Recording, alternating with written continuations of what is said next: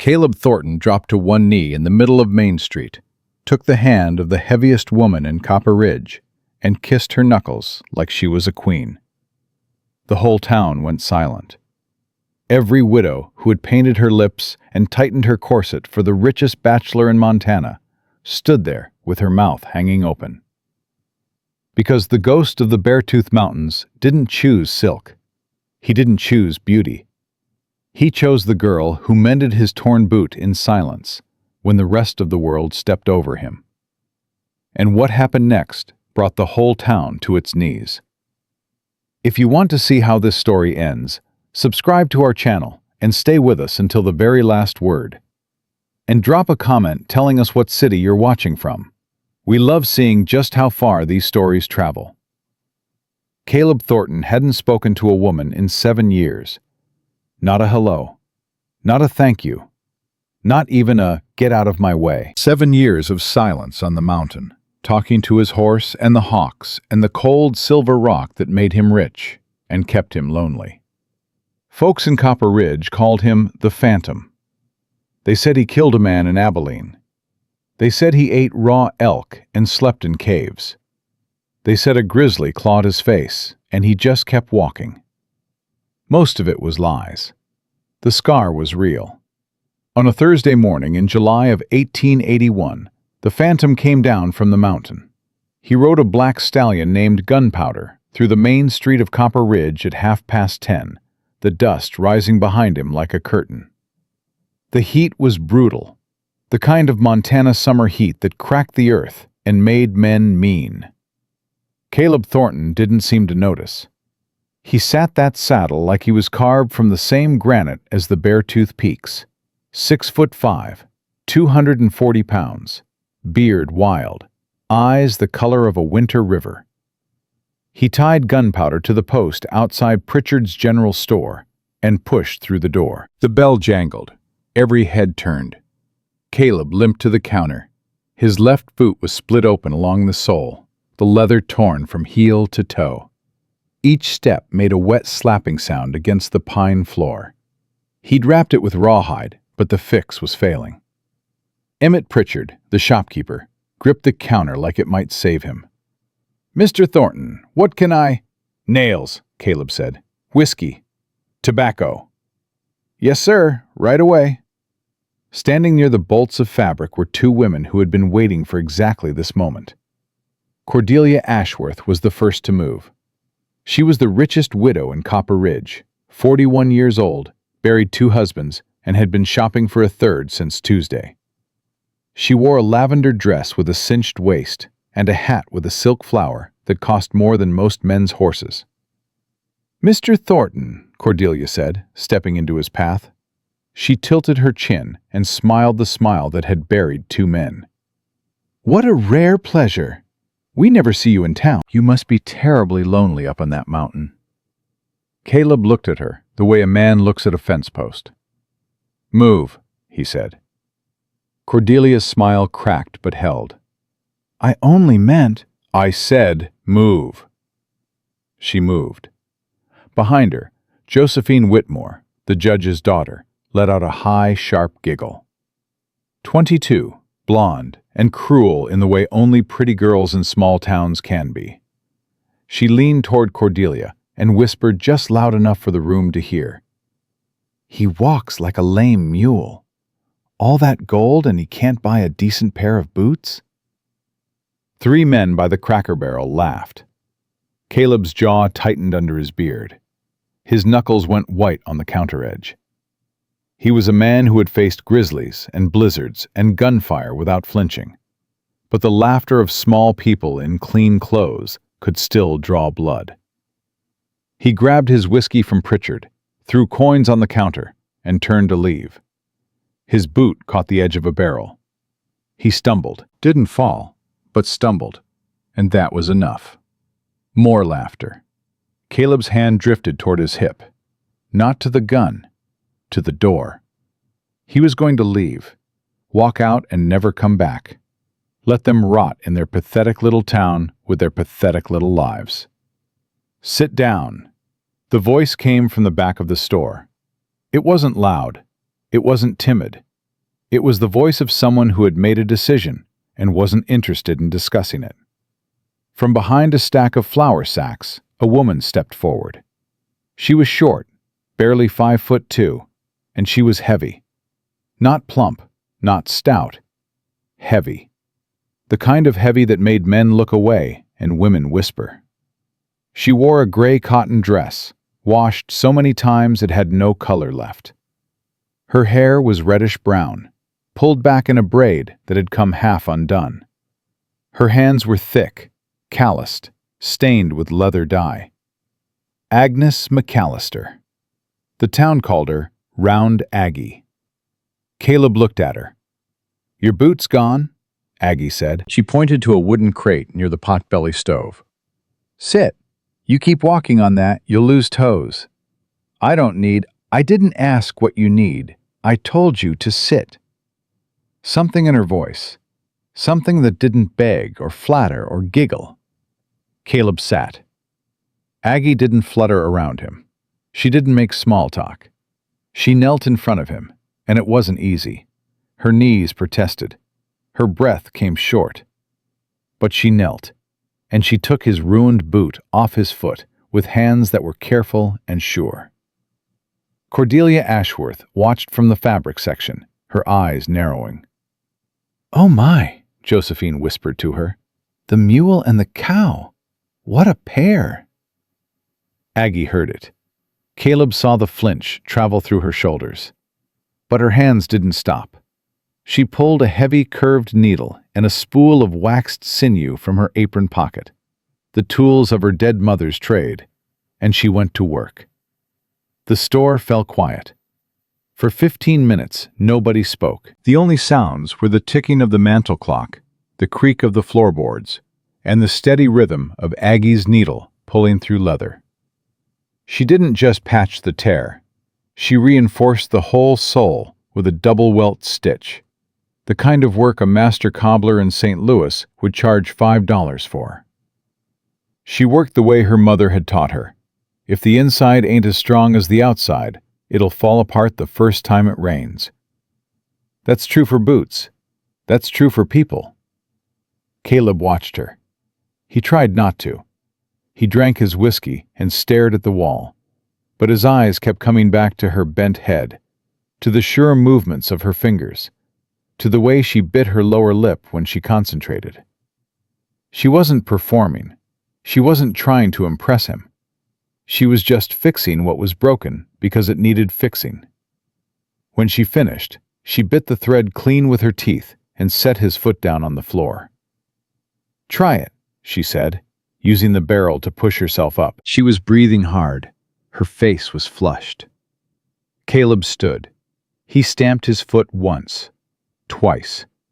The boot was solid. Better than solid. It felt like it had been made for him by someone who understood what a boot was for. He reached into his coat and pulled out a gold nugget. Not a flake, not a pinch of dust. A nugget the size of a robin's egg, worth maybe $60. He held it out to her. Aggie looked at the gold. Then she looked at him. "No," she said. The word landed in the quiet store like a stone in a pond. "Take it," Caleb growled. "I didn't do it for money, Mr. Thornton." Her voice was shaking, but she held her ground. "I did it because your boot was broke and it's a long ride back up the mountain. Keep your gold." She turned and walked back toward the storeroom. "Wait," Caleb said. Aggie stopped but didn't turn around. "What's your name?" "Agnes McAllister." "Who taught you to stitch like that?" "My mother. She's dead." "I'm sorry." "Don't be. She'd have charged you." She disappeared into the back room. The door closed softly behind her. Caleb Thornton stood in the middle of Pritchard's general store, holding a gold nugget nobody wanted, staring at a closed door. He felt something he hadn't felt in 7 years, and he didn't have a name for it yet. Then he looked at Cordelia Ashworth and Josephine Whitmore. They were staring at the nugget.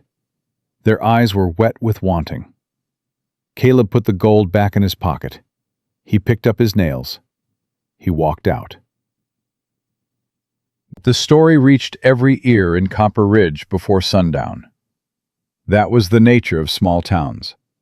Words traveled faster than horses, and gossip was the only currency that never ran dry. By nightfall, every tongue in town was wagging. The phantom came down from the mountain.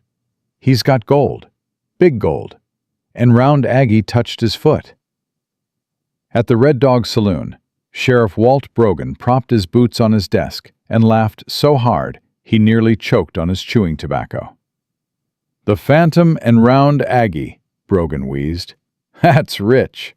He probably thought she was a grizzly and felt right at home." The deputies laughed. The drunks at the bar laughed. It was the best joke Copper Ridge had heard all year. Nobody was laughing at the McAllister shack. The place sat at the dead end of Miners Row, a listing clapboard box with a roof that leaked and a porch that sagged. Inside, Hector McAllister was breaking things. He was a thin man, Hector, wiry and mean, with the yellowed fingers of a lifelong drunk and the shaking hands of a man who owed money to people who didn't ask twice.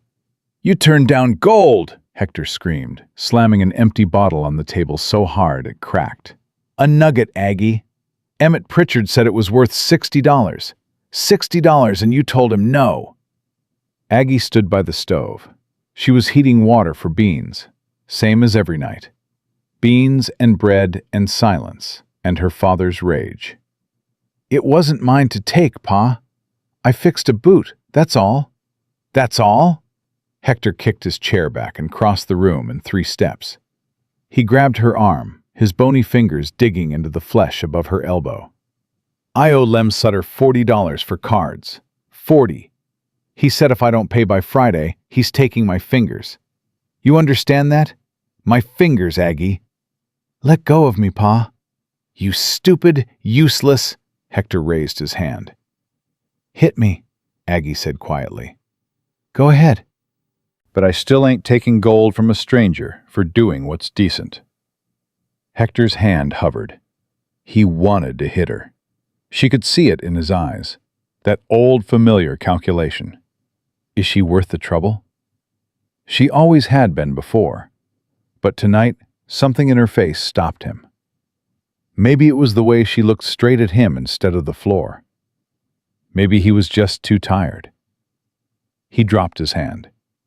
He grabbed his hat from the hook and yanked open the door. "You'll regret this, girl. When Sutter comes for my fingers, that'll be on your soul." He slammed the door hard enough to rattle the window glass. Aggie heard his boots crunching down the gravel path toward the saloon. She stood very still for a long time. Then she sat down at the table, put her hands flat on the rough wood, and looked at them. They were good hands, strong hands, her mother's hands.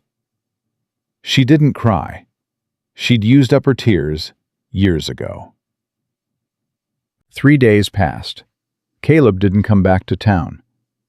Aggie went back to work in the storeroom of Pritchard's General Store, sorting inventory and mending harnesses for 20 cents apiece. It was honest work, and Pritchard let her eat the crackers that went stale, so she kept her head down and her mouth shut. On Monday morning, a boy from the livery stable came running into the store, breathless. "He's back! The Phantom's back! He's at the blacksmith!" Aggie's needle stopped. She didn't move. An hour later, the door to Pritchard's opened and closed. Heavy boots, the smell of pine smoke and leather and mountain air. The floorboards groaned under his weight. "Where's the girl who fixed my boot?"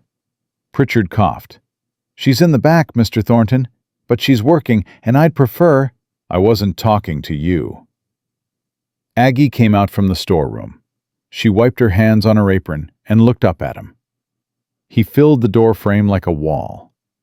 "Mr. Thornton." "Miss McAllister. Your boot holding up?" "It is." He paused. Caleb Thornton was not a man who paused.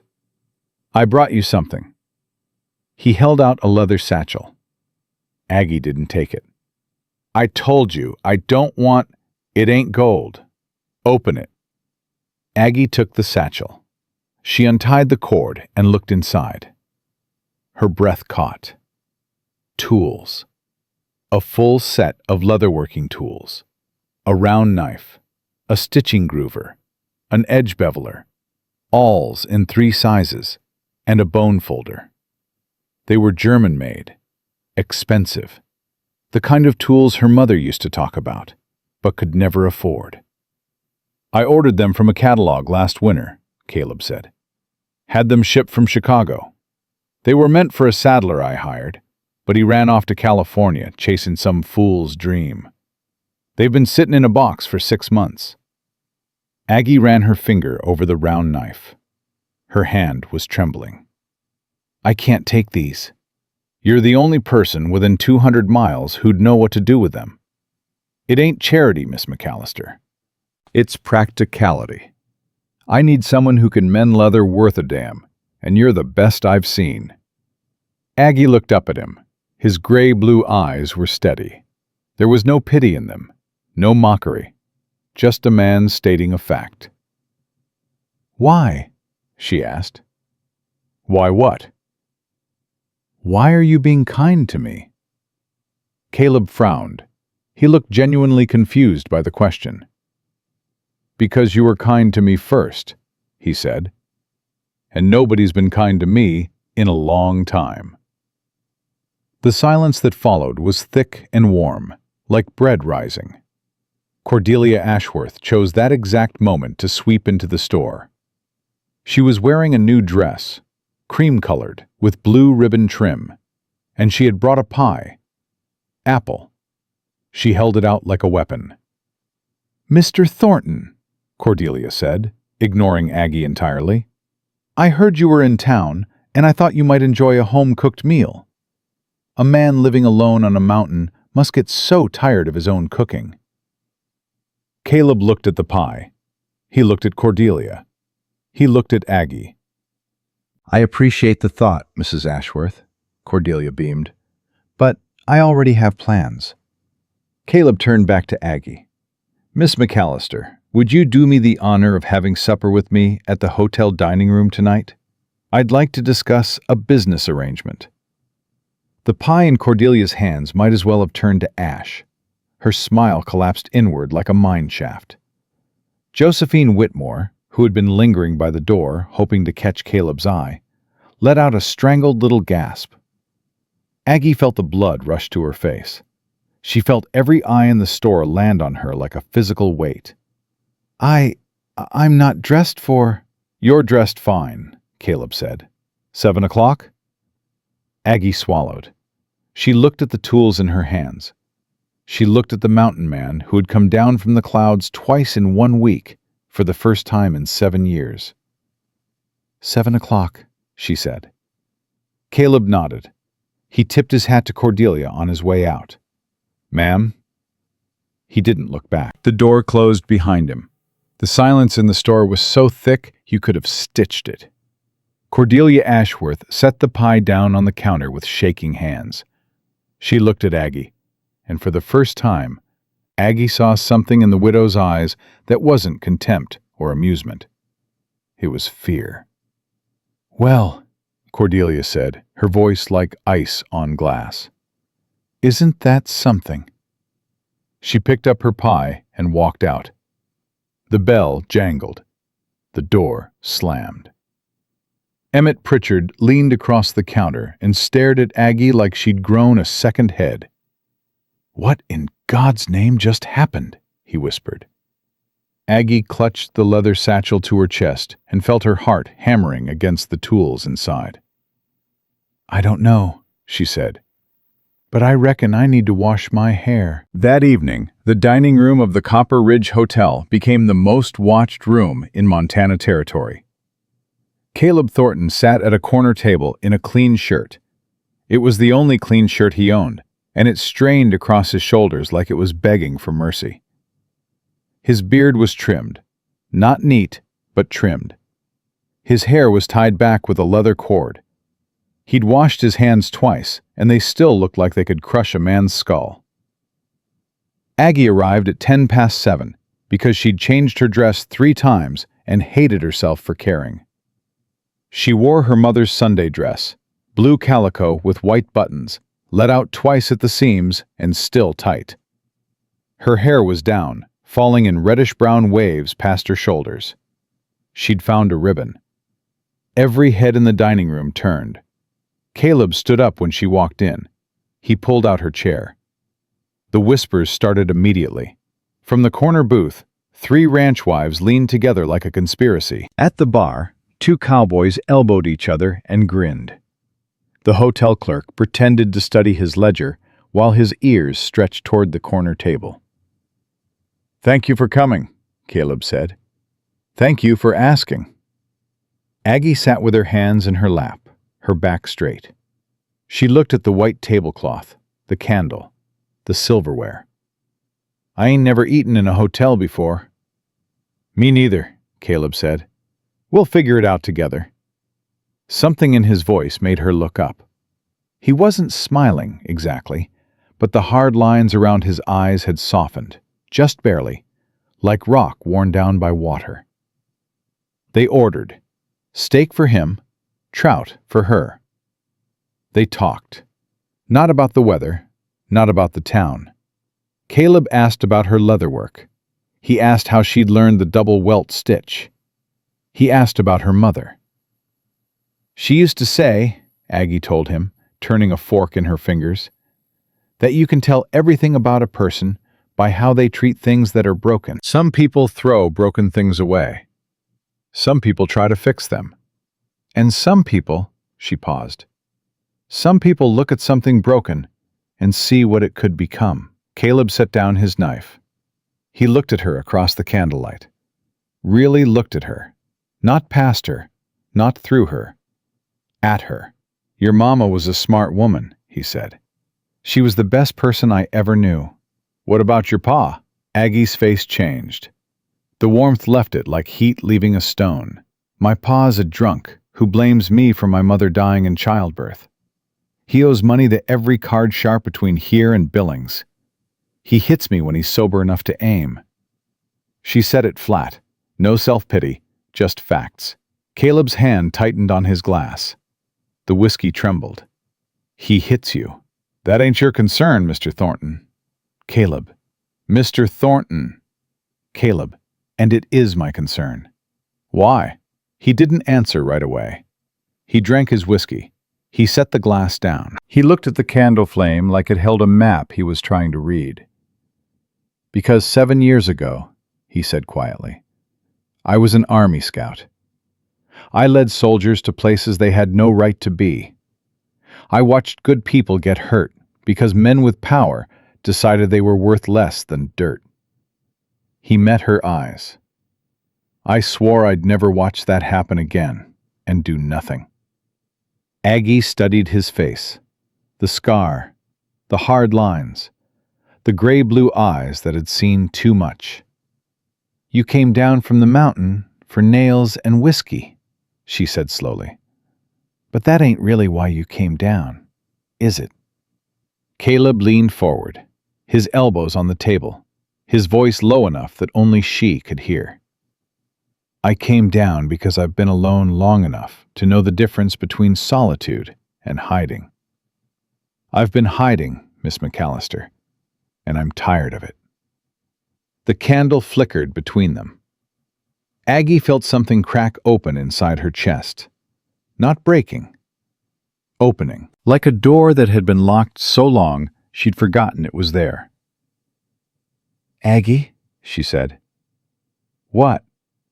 "If I'm calling you Caleb, you're calling me Aggie." He almost smiled.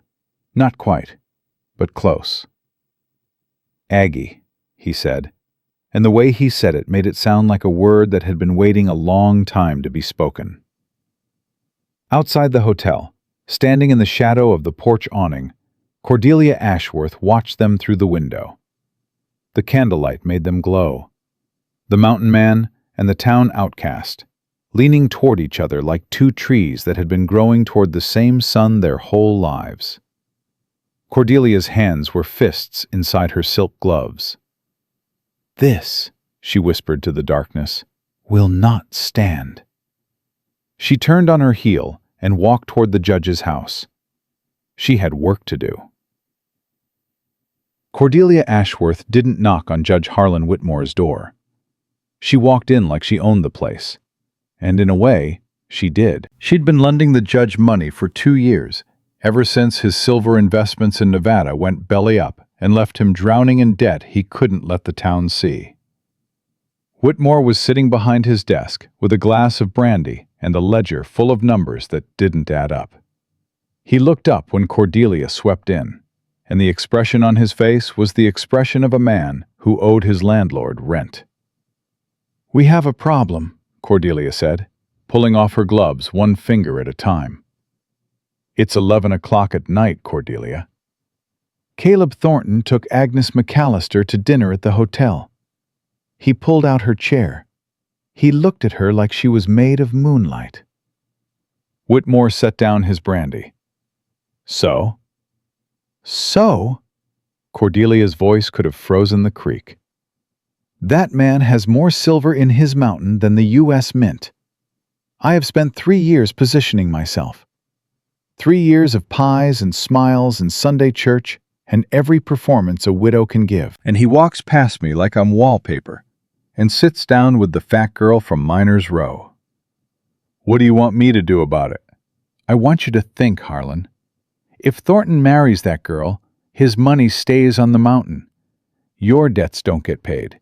My debts don't get paid. The railroad spur you promised the territorial governor doesn't get built. We both hang." Whitmore's face went gray. He picked up his brandy and drained it. "He won't marry her," Whitmore said. "He's a loner. He probably just felt sorry for her. He gave her German leather tools worth $40. That ain't pity, Harlan. That's courtship." "How do you know about the tools?" "Because I make it my business to know everything that happens in this town.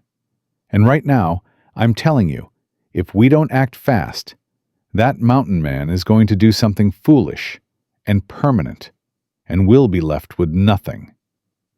Whitmore opened his desk drawer. He pulled out a telegram.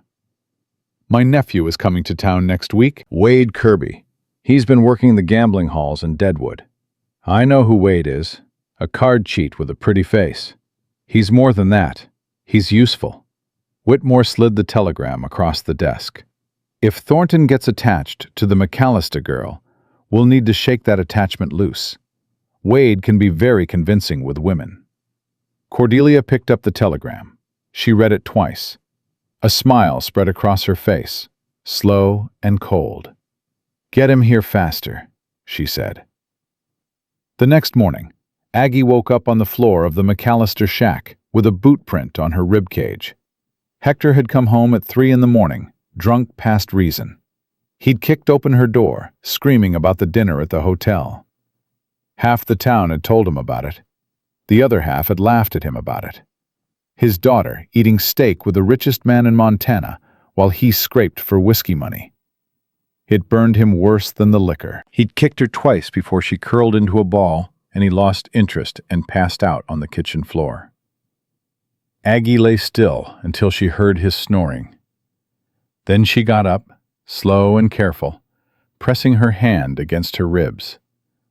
Nothing broken. She knew the difference by now. She washed her face in the basin. She looked at her reflection in the cracked mirror. Same face, same round cheeks, same tired eyes. But something was different. Last night, a man had pulled out her chair. A man had listened to her talk about her mother. A man had said her name like it meant something. She braided her hair. She put on her work dress. She walked to Pritchard's store in the pale morning light, and she didn't limp, even though it hurt. Caleb was already there. He was standing outside, leaning against the post where gunpowder was tied. He had a bundle under his arm. When he saw her coming up the boardwalk, he straightened. "Morning," he said. "Morning." He looked at the way she was holding her left side. His eyes narrowed. "What happened to your ribs?" "Nothing. I fell." "You fell." "I'm clumsy." "You're a liar, Aggie McAllister." She stopped walking. "Excuse me?" "You've got the steadiest hands I've ever seen. You don't fall. Someone knocked you down." Caleb stepped closer. His voice dropped. "Was it your pa?" "I told you, that ain't your—" "Was it your pa?" Aggie's chin trembled. She clamped her jaw and killed it. "Yes." Caleb's face did something terrible.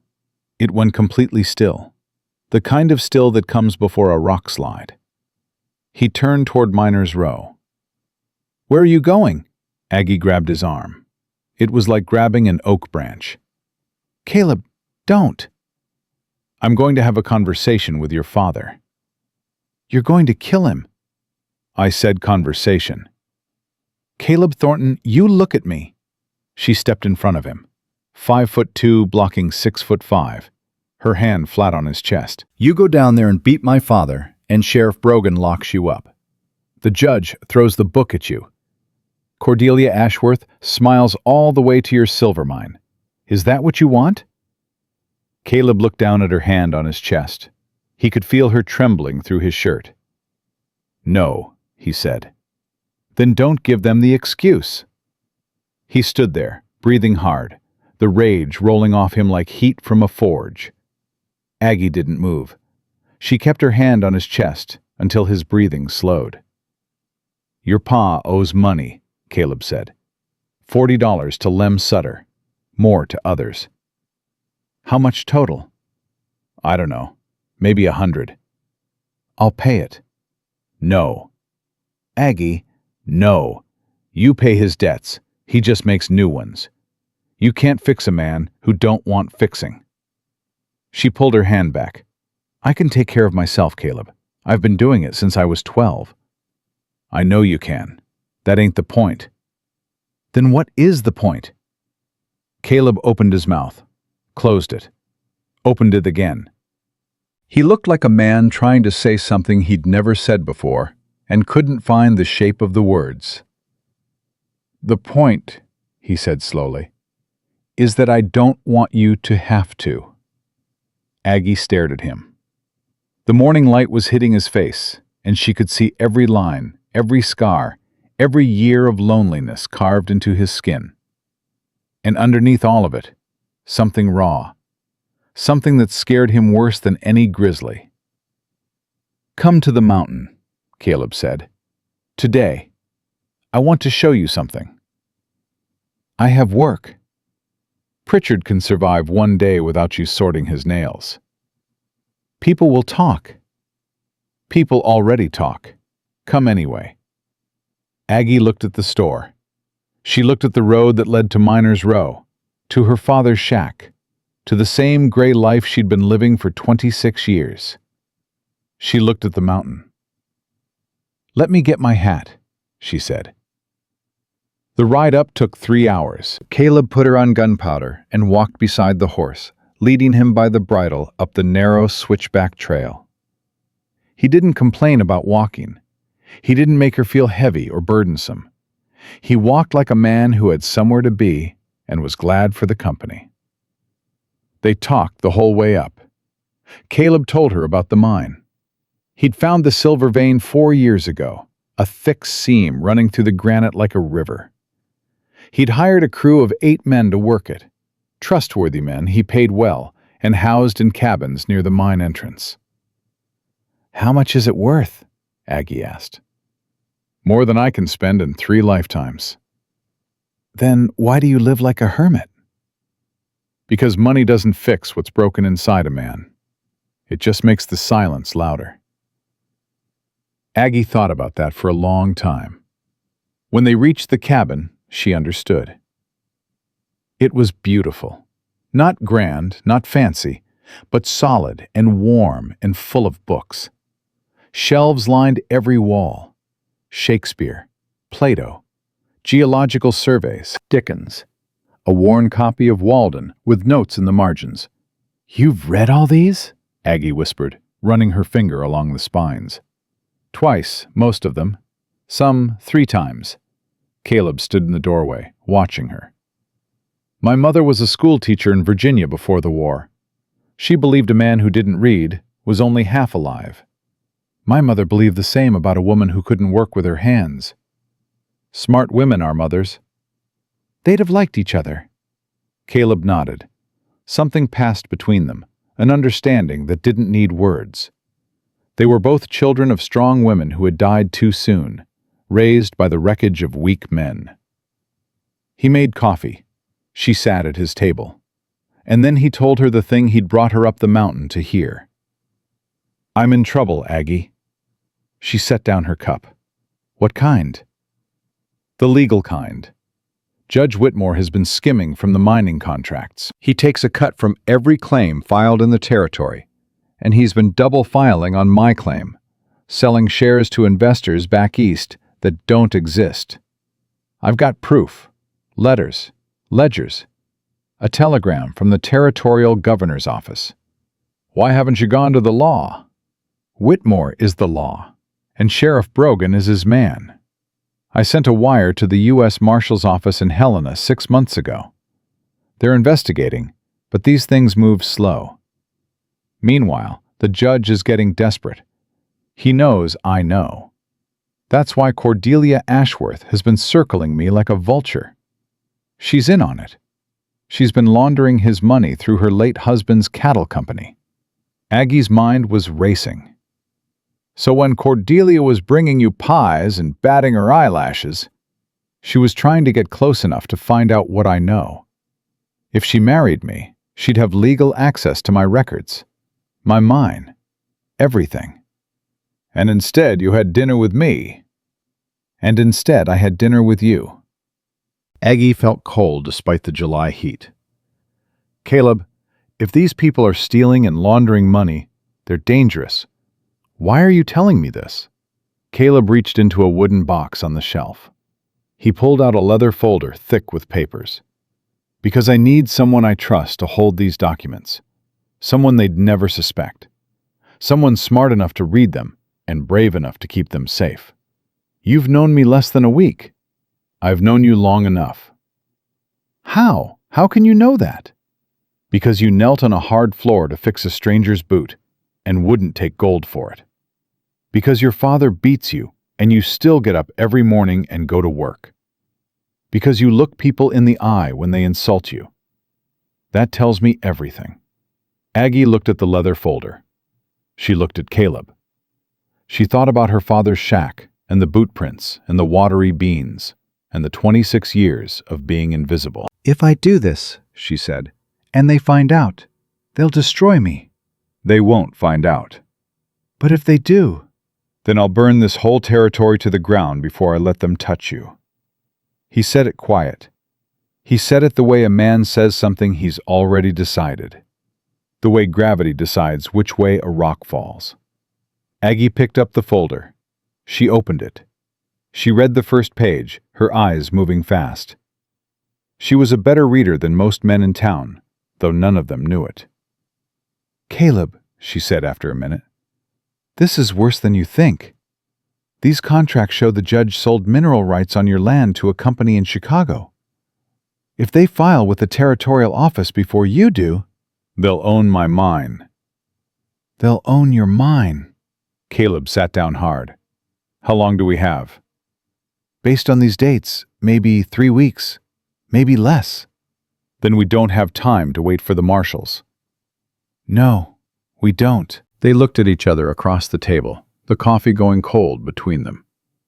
"I have an idea," Aggie said, "but you ain't going to like it." "Tell me." "Marry me." The words fell out of her mouth before she could catch them. She went red to the roots of her hair. Caleb stared at her. "Now hear me out," she said fast, her hands gripping the edge of the table.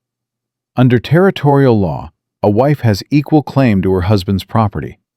If you file a joint claim with a spouse, It supersedes any prior third-party filing. The Chicago company's claim becomes void the moment you register a marital property deed. Caleb was still staring.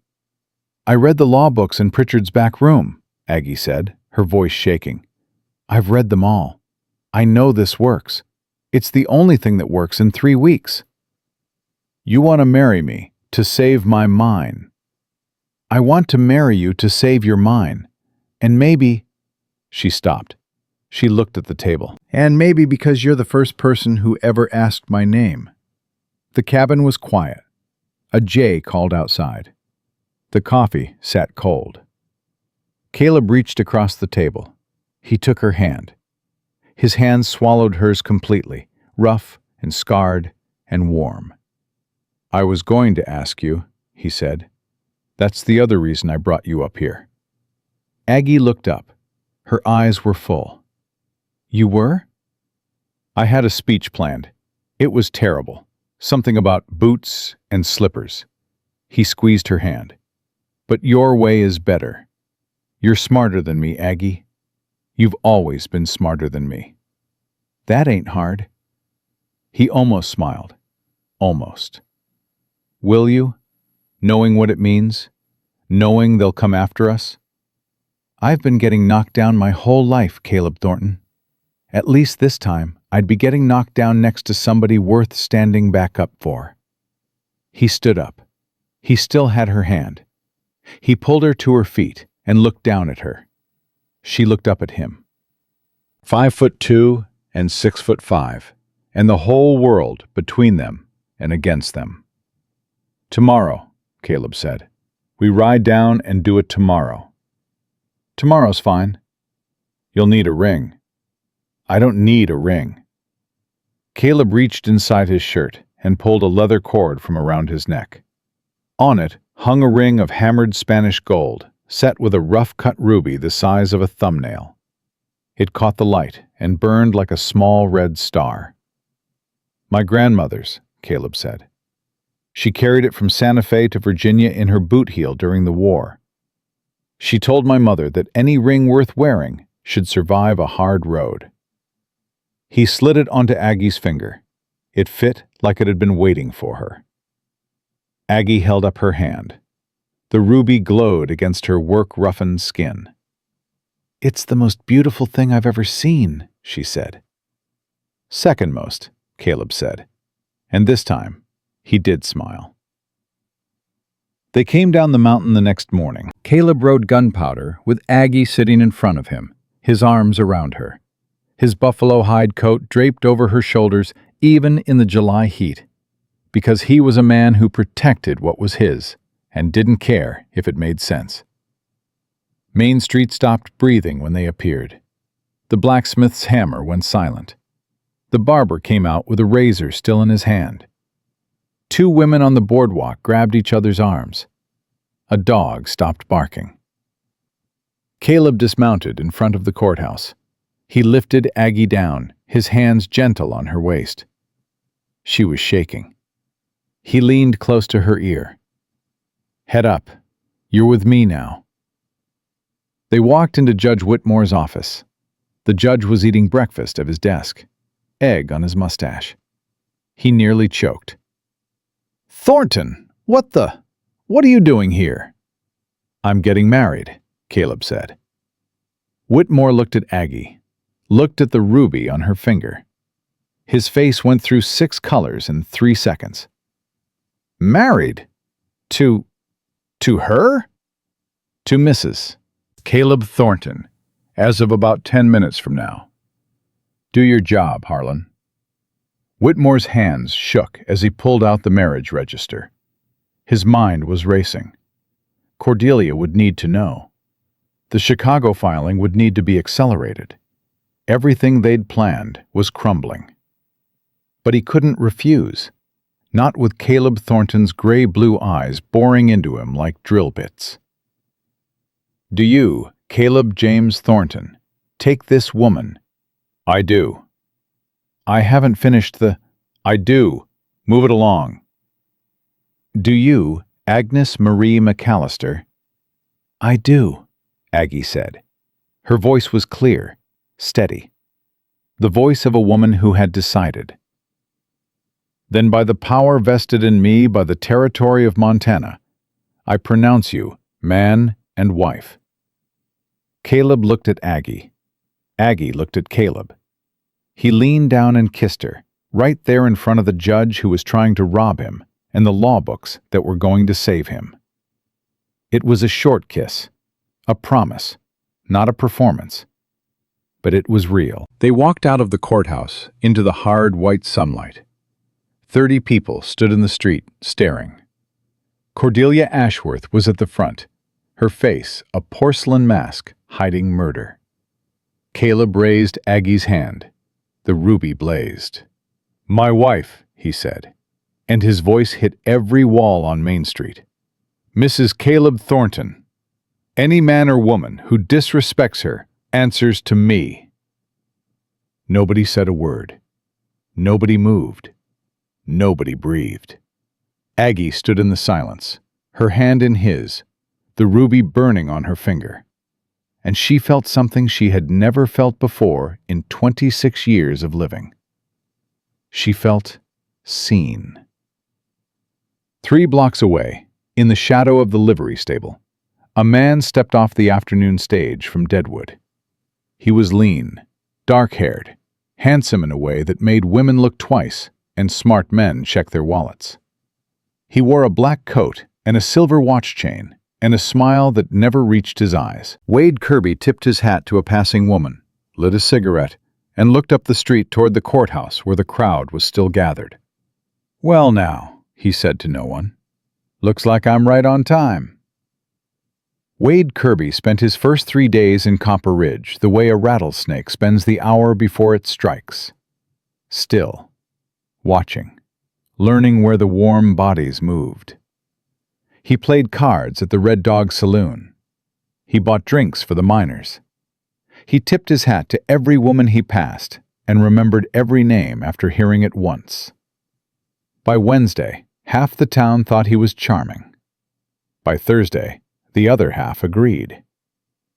On Friday morning, he sat across from Cordelia Ashworth in Judge Whitmore's study and laid out his assessment like a hand of poker. "The girl is the weak point," Wade said, turning a silver dollar across his knuckles. "Not because she's stupid. She's sharp. Sharper than you told me." "She reads law books for entertainment," Cordelia said bitterly. "She's a fat seamstress who thinks she's a lawyer. She's a woman who just married the most feared man in the territory and didn't flinch doing it. That ain't weakness. That's spine." Wade caught the coin and held it. "But she's got one crack. She don't believe she deserves him." Whitmore leaned forward. "How do you know that?" "Because I watched her at the general store yesterday. Thornton was buying supplies. 2 ranch wives walked past and whispered something. Aggie's whole body changed. Shoulders dropped. Eyes went to the floor. She shrunk. Took her 30 seconds to straighten back up." "So she's insecure," Cordelia said. "We knew that." "She's not insecure. She's healing. And healing people are the easiest to break because they remember exactly how the pain felt." Wade leaned back. "I don't need to seduce her. I just need to make Thornton think someone did." "That's what I suggested," Cordelia said. "No. You suggested a clumsy setup in an alley. That won't work on Thornton. He's not a jealous fool. He's a predator. He reads people better than most. If the scene looks staged, he'll smell it." "Then what do you propose?" Wade smiled. It was the smile of a man who had destroyed better people than these and slept fine after. "I propose we don't fake an affair. I propose we fake a secret. Something Aggie is hiding from Thornton. Something that makes him doubt not her faithfulness, but her honesty." "What kind of secret?" "The documents." The room went cold. Whitmore straightened in his chair. "What documents?" "Judge, I've been in town 5 days, and I already know Thornton has evidence against you. The miners talk. Your clerk drinks. People ain't careful with their words when they think the new card player is just passing through. Wade pocketed his coin. Thornton gave those documents to someone for safekeeping. My guess is his brand new wife. Whitmore's face was the color of old candle wax. If those papers reach the marshal, they won't, because here's what we're going to do. We're going to make Caleb Thornton believe that Aggie stole those documents and sold them. Not to the marshals, to us. Why would she do that? Cordelia asked. She wouldn't, but her father would. Wade looked at them both. Hector McAllister is a drunk who'd sell his own shadow for whiskey money. What if Hector came to Aggie begging for help? What if Aggie, out of guilt for the father she can't stop loving, showed him where the documents were? And what if Hector, being Hector, went straight to you with them? She'd never show her father those papers, Cordelia said. She doesn't have to actually do it. We just need Thornton to believe she did. We get Hector to tell Thornton that Aggie gave him the papers. Hector's her blood. Why would her own father lie about her? Because we pay him to, Whitmore said, understanding dawning on his face. Because we pay him to, and we make sure Thornton finds out the documents are missing at the same time Hector delivers his story. Thornton won't know who to believe, and doubt is all we need. One crack in that trust, and the whole thing falls apart. Cordelia smiled. And once they're separated? Once they're separated, the marriage is contested. The joint property filing becomes vulnerable, and your Chicago friends can push their claim through before anyone blinks. Whitmore poured 3 glasses of brandy. How much do you need? 500 for me, 50 for Hector. And you'll need to move fast. The longer those two are together, the harder they'll be to break. How fast? Sunday, Wade said. Thornton rides up to the mine every Sunday to check on his crew. He'll be gone 6 hours. That's when we move. Cordelia raised her glass. To commerce. Wade raised his. To human nature. Saturday night, Caleb and Aggie ate supper in their room at the Copper Ridge Hotel. Caleb had bought the hotel outright 3 days after the wedding. He told Aggie it was an investment. She told him he just didn't want to pay someone to sleep in his own bed. They were learning each other. It was clumsy and strange and wonderful, like two people trying to dance who'd never heard music before. You eat like a man who thinks the food might run away, Aggie said, watching him tear into a steak. You eat like a bird who's afraid someone might notice. Aggie set down her fork. He was right. She'd spent her whole life eating small portions, eating fast, eating in corners where no one could watch and judge. Even now, married to a rich man, sitting in a hotel she owned, she ate like she was stealing. Old habits, she said. Break 'em. Caleb pushed the breadbasket toward her. You're not living in your father's house anymore. You eat what you want, when you want, as much as you want. That's an order. You can't order me to eat bread. I just did. I don't take orders, Caleb Thornton. I've noticed. She took a piece of bread. She buttered it. She ate it slowly, looking him in the eye the whole time, and something about the defiance in her face made him set down his knife and watch her like she was the most fascinating thing he'd ever seen. What? She said, her mouth full. Nothing. You're just you. That a good thing? That's the best thing. Aggie felt heat rise in her cheeks that had nothing to do with the stove. She changed the subject, because the way he was looking at her made it hard to breathe. I filed the joint property deed with the territorial office in Helena, she said. Sent it by express post Wednesday. Should arrive Monday. Caleb nodded. And the documents? Hidden. Safe. Where? The less you know, the safer they are. If Whitmore pressures you, you can honestly say you don't know where they are. Caleb frowned. I don't like not knowing. I know. But you married me for my brain, remember? Let me use it. He studied her. She held his gaze. He grunted. What she was learning was his version of, "You're right and I hate it." "I'm riding up to the mine tomorrow," he said. "Sunday check. I'll be gone most of the day." "I know. I'll be fine." "Take the pistol I left in the drawer." "I have my leather knife." "Aggie." "Fine. I'll take the pistol." "Do you know how to use it?" "Point the loud end at the bad people and pull the little lever. Am I close?" Caleb pinched the bridge of his nose. "I'm teaching you to shoot when I get back." "Looking forward to it." He reached across the table and took her hand. His thumb traced the ruby ring on her finger. "Lock the door. Don't let anyone in. Don't go to the store. Don't go anywhere." "You're worried." "I'm cautious. There's a difference." "No, there ain't. Not with you." He squeezed her hand. "I'll be back before dark." "You better be. I'm making biscuits." He kissed her knuckles, the same gesture he'd made on Main Street, but this time it was private, just for her. And it meant more because of it. Sunday morning, Caleb left before dawn. Aggie heard Gunpowder's hooves on the road, the rhythm fading into the distance. She locked the door. She checked the pistol in the nightstand drawer. She sat at the writing desk with the law books she'd borrowed from Pritchard and began drafting a letter to the territorial governor's office. At 9 o'clock, someone knocked on the door. Aggie went still.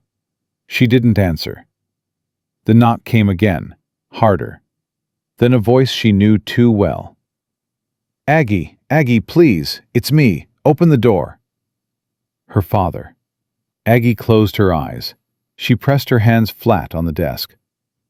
"Aggie, I'm hurt. Please, I need help." She stood up. She walked to the door. She didn't open it. "Pa, you can't be here. Go home." "I can't go home. Lem Sutter's men found me. They beat me, Aggie. I'm bleeding." His voice cracked. "Please, I know I don't deserve your help. I know I've been terrible. But I'm your father." Aggie leaned her forehead against the door. She could hear him breathing, ragged, wet. She opened the door. Hector McAllister stood in the hallway, looking like he'd been dragged behind a horse. His left eye was swollen shut. Blood ran from a cut on his scalp. His shirt was torn. He was shaking. "Oh, Pa!" Aggie pulled him inside. She sat him in the chair and grabbed the water basin and a cloth. "They jumped me behind the saloon," Hector gasped. "Said I owed 60 now. Interest. Said next time they'd use a knife." "Hold still." Aggie cleaned the cut on his head. It wasn't deep. The eye would bruise but heal. Whoever beat him had been thorough, but not lethal. Professional. Measured. Something about that bothered her. "Pa, how did you know I was here?" "Everyone knows you're at the hotel, Aggie. The whole town knows." "How did you get past the front desk?" "Backstairs. The clerk wasn't looking." Aggie wrung out the cloth. She looked at her father's face, the swollen eye, the trembling lip. He was pathetic. He was her blood. "How much do you need?" she heard herself say. $60. "I don't have $60, Pa." "But your husband—" "My husband's money is his money. I don't steal from my husband." "It ain't stealin' if you ask him." "He's not here." "Then maybe—" Hector licked his cracked lips. "Maybe you've got something valuable, something you could trade, just to buy me time." Aggie stopped wiping. She looked at her father, really looked at him, past the blood and the bruises and the years of whiskey. His good eye shifted, just for a second, just the tiniest flick toward the writing desk where her papers were spread out. Aggie's blood went cold. "Who sent you, Pa?" "Nobody sent me. I told you, Sutter's men." "Lem Sutter doesn't beat people on Sunday morning. He's at church every Sunday." "I know because I used to watch him walk past our house, singing hymns, on his way to hit his wife. Hector's mouth opened and closed. "Who beat you, Pa? Was it real? Or did someone pay to make it look real?" "Aggie, you're talking crazy." "Was it Wade Kirby?" Hector flinched. It was small, barely a twitch. But Aggie had spent 26 years reading her father's body for survival. She knew every tell he had. "You don't know what they'll do to me," Hector whispered. And now the tears were real.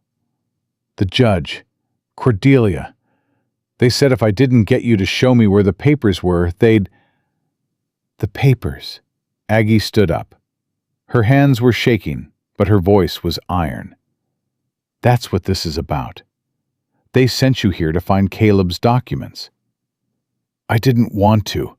I swear on your mother's grave. Don't you dare mention her. Don't you dare use her name in this room." Hector crumbled. He put his face in his bloody hands and sobbed. "I'm sorry. I'm so sorry. I'm weak, Aggie. I've always been weak." "I know, Pa. I've always known." She walked to the window and looked down at the street. Her mind was moving fast, faster than her fear. They'd sent Hector to find the documents. That meant they didn't know where they were. That meant the documents were still safe. But it also meant they were getting desperate. Desperate people burn things down. "Pa," Aggie said, turning around, "I need you to listen very carefully. Can you do that?" Hector looked up, his one good eye red and streaming. "Go back to them.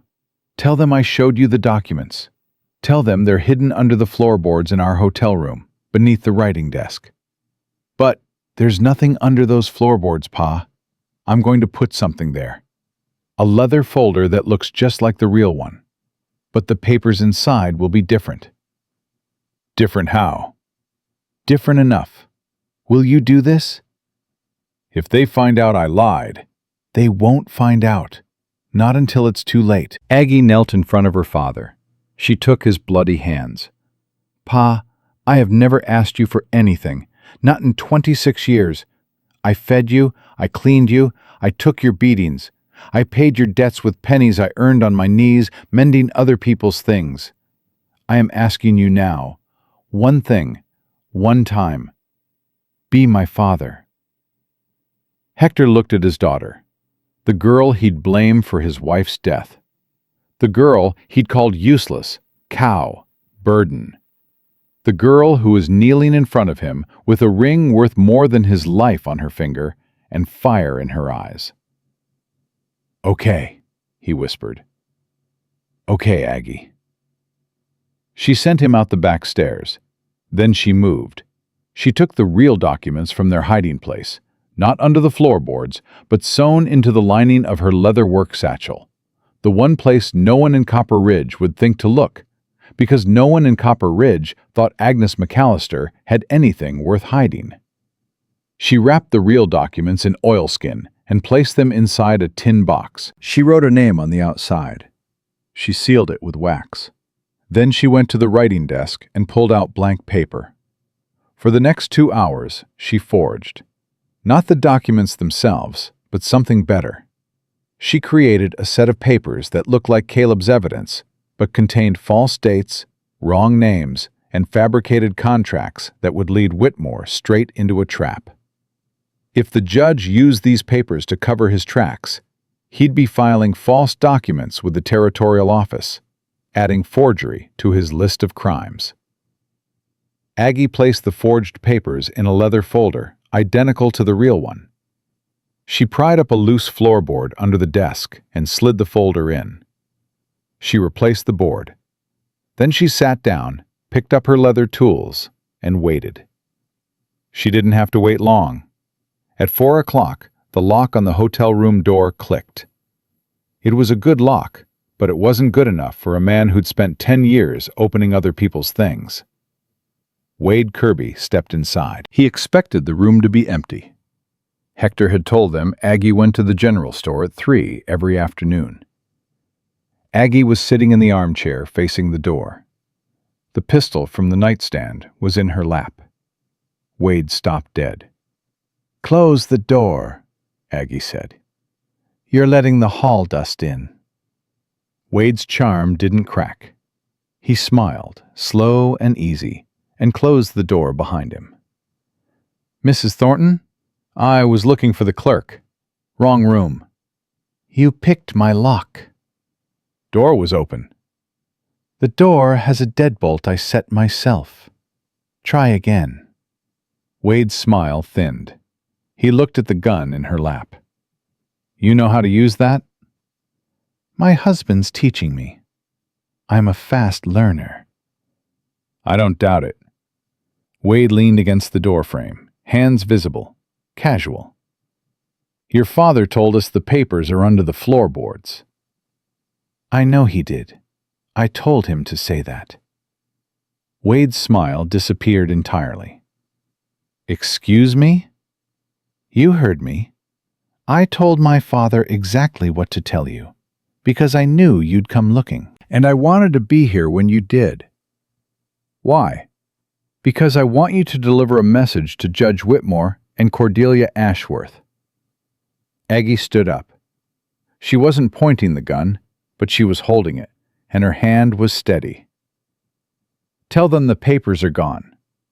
Tell them I sent the originals to the U.S. Marshal's office in Helena by express post this morning. Tell them it's over. You're bluffing. Am I? Check under the floorboards if you want. Go ahead. Wade looked at her. He looked at the desk. He crossed the room and pulled up the loose board. The leather folder was there. He opened it, scanned the first page, and his face changed. Those are copies, useless ones.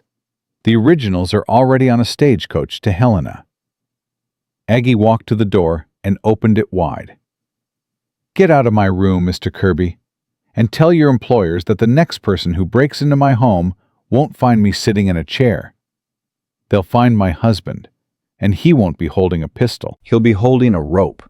Wade Kirby looked at Agnes McAllister, the fat girl from Miners Row, the town joke, the woman everyone underestimated. He tucked the folder under his arm and walked out without another word. When his footsteps faded down the hall, Aggie closed the door. She locked it.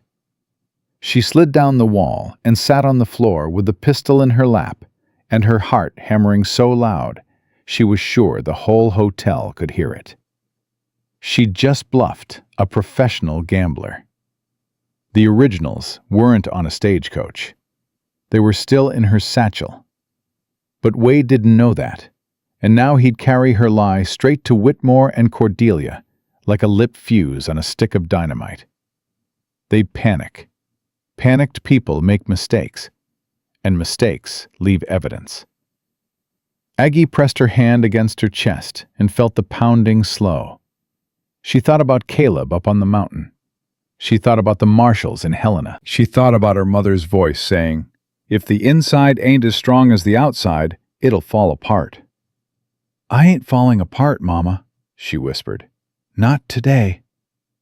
At 6 o'clock, Caleb rode down from the mountain. He stabled gunpowder, climbed the stairs 2 at a time, and knocked on the door in the pattern they'd agreed on. 3 slow, 2 fast. Aggie opened the door. She looked at him. He looked at her. "Something happened," Caleb said. "Biscuits are ready," Aggie said. "Sit down. I need to tell you everything." She told him. All of it. Her father, Wade Kirby, the forged papers, the bluff. Caleb didn't speak for a long time after she finished. He sat in the chair by the window, with his hands on his knees and his jaw working under his beard. "You faced down Wade Kirby alone," he said finally. "I did. With my gun. With your gun that I don't know how to shoot. He could have killed you. He could have. He didn't. Because you outsmarted him." "Because I outsmarted him." Caleb looked at her. She braced for anger, for the lecture about staying safe, about locking the door, about never opening it for anyone. Instead, he stood up, crossed the room, took her face in his hands, and kissed her forehead. "You are the most terrifying woman I have ever met," he said. Is that a compliment? "It's a fact." Good. Eat your biscuits. He ate his biscuits, but his eyes kept going to the window, to the darkening street below, and his hand kept drifting to the Colt on his hip. "They'll come tonight," Caleb said quietly. "Whitmore thinks the originals are heading to Helena. He'll try to intercept the stage. When he finds out there are no papers on it, he'll know you bluffed. And then he'll come here with everything he's got." "I know," Aggie said. "I'm not leaving you alone again." I know that too. "We need to move the real documents tonight, somewhere no one will look." Aggie reached for her satchel. She pulled it open and showed him the oilskin package sewn into the lining. Caleb stared at it.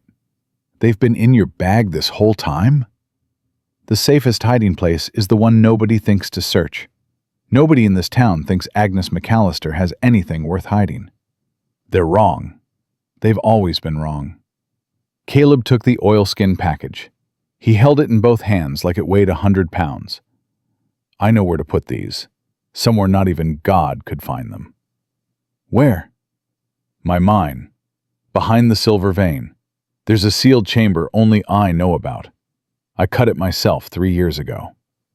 "Then we ride tonight." "It's a 4-hour ride in the dark." "I married a man who lives on a mountain, Caleb. I ain't afraid of the dark." He looked at her in the lamplight, and something shifted behind his eyes. Something that had been locked away for 7 years cracked open, and what came through was not the ghost of the Beartooth Mountains. It was just a man. A man who had found the one person in the world who could match him, not in size or strength, but in the thing that mattered: grit.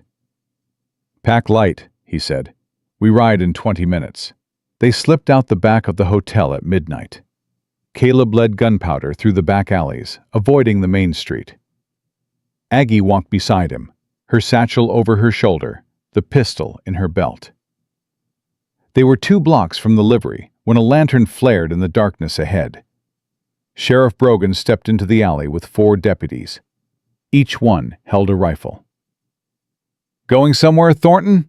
Brogan called, his hand on his holster. Behind them, Aggie heard footsteps. She turned. Wade Kirby and 3 more men blocked the other end of the alley. They were boxed in. Caleb's hand went to his Colt. Aggie grabbed his wrist. "Don't," she whispered. "They want you to draw. They'll shoot you dead and call it self-defense." "Judge Whitmore has issued a warrant for your arrest," Brogan announced, walking closer. "Extortion, fraud, threatening a public official. You're coming with me, Thornton. Both of you." Caleb looked at the rifles. He looked at Aggie. He looked at the night sky above the rooftops of the town that was trying to kill them. "Both of us," Caleb repeated quietly. "Both of you." Caleb squeezed Aggie's hand once. Then he raised both hands, slowly, and stepped away from his horse. "Take us in, Brady. But you better pray those cells are strong." The deputies moved in. They took Caleb's gun. They took Aggie's pistol. They took the satchel from her shoulder. As Brogan reached for the bag, Aggie looked him dead in the eye. "Careful with that, Sheriff. What's inside is worth more than your life." Brogan hesitated, just for a second. Then he slung the satchel over his own shoulder and marched them toward the jailhouse. In the window of the judge's house, a curtain moved. Cordelia Ashworth watched the procession pass, her face lit by a single candle. "Finally," she whispered. She let the curtain fall and turned to Judge Whitmore, who was pouring himself a drink with hands that wouldn't stop shaking. "Get the satchel from Brogan tonight," Cordelia said. "Burn everything inside. By morning, there won't be a single piece of paper connecting you to anything." "And Thornton?" "Thornton is in a cell. His wife is in a cell. The documents are gone. The Chicago company files their claim Monday morning. Cordelia picked up her gloves. By the time the marshals arrive, there'll be nothing left to investigate. She walked to the door. She paused. Oh, and Harlan?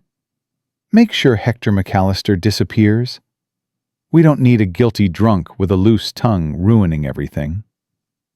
Whitmore nodded. His hands were still shaking. In the Copper Ridge jailhouse, Caleb sat on the iron cot in his cell. Aggie sat on the cot in the cell next to his. A wall of iron bars separated them. "I'm sorry," Aggie said into the darkness. "For what?" "For getting us caught." "You didn't get us caught. They were waiting for us. Someone tipped them off." "My father." "Maybe, maybe not." "It was my father. I saw his boot prints in the mud behind the hotel. He was watching when we left." Her voice broke. "I trusted him, Caleb. After everything, I still trusted him." "That ain't weakness, Aggie. That's love." "Love is what got us locked up. Love is what's going to get us out." Aggie pressed her face against the cold iron bars that separated their cells. Caleb reached through and found her hand. "They took my satchel," Aggie said. "The real documents are in the lining. If Brogan gives it to Whitmore..." "Then Whitmore burns the evidence, and we've got nothing." "We've got nothing." The silence was heavy. The only sound was the dripping of water somewhere in the stone walls, and the distant howl of a coyote up on the ridge. Then Aggie laughed. Caleb turned his head. "What's funny?" "I sewed a second lining into that satchel, Caleb. The papers in the first lining are the forgeries. Same ones I showed Wade Kirby. They look real. They feel real. But they're poison. And the originals?" Aggie reached down with her free hand. She pulled up her skirt and unstrapped a flat oilskin pouch from her thigh. "Right here. Right where they've been since I left the hotel." Caleb stared at her through the bars.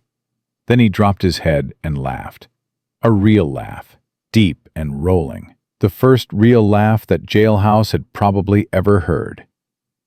"Agnes Marie Thornton," he said, "you are something else." "I'm your wife, and your wife don't put all her eggs in one basket." He squeezed her hand through the bars. "Now we just need to get out of here." "I'm working on that," Aggie said. "Give me an hour." Aggie didn't need an hour. She needed 40 minutes and a hairpin. The hairpin was her mother's, brass, thick-gauged, bent at the tip from years of holding heavy braids. Aggie had worn it every day since she was 14, tucked deep into the base of her braid, where no one could see it, and no deputy would think to search. She pulled it out in the dark. She straightened it with her teeth. Then she reached through the bars of her cell door and went to work on the lock. "Where'd you learn to pick locks?" Caleb whispered from the next cell. "Pritchard locks the storeroom at night. I used to sleep in there when Pa got bad. Had to let myself in."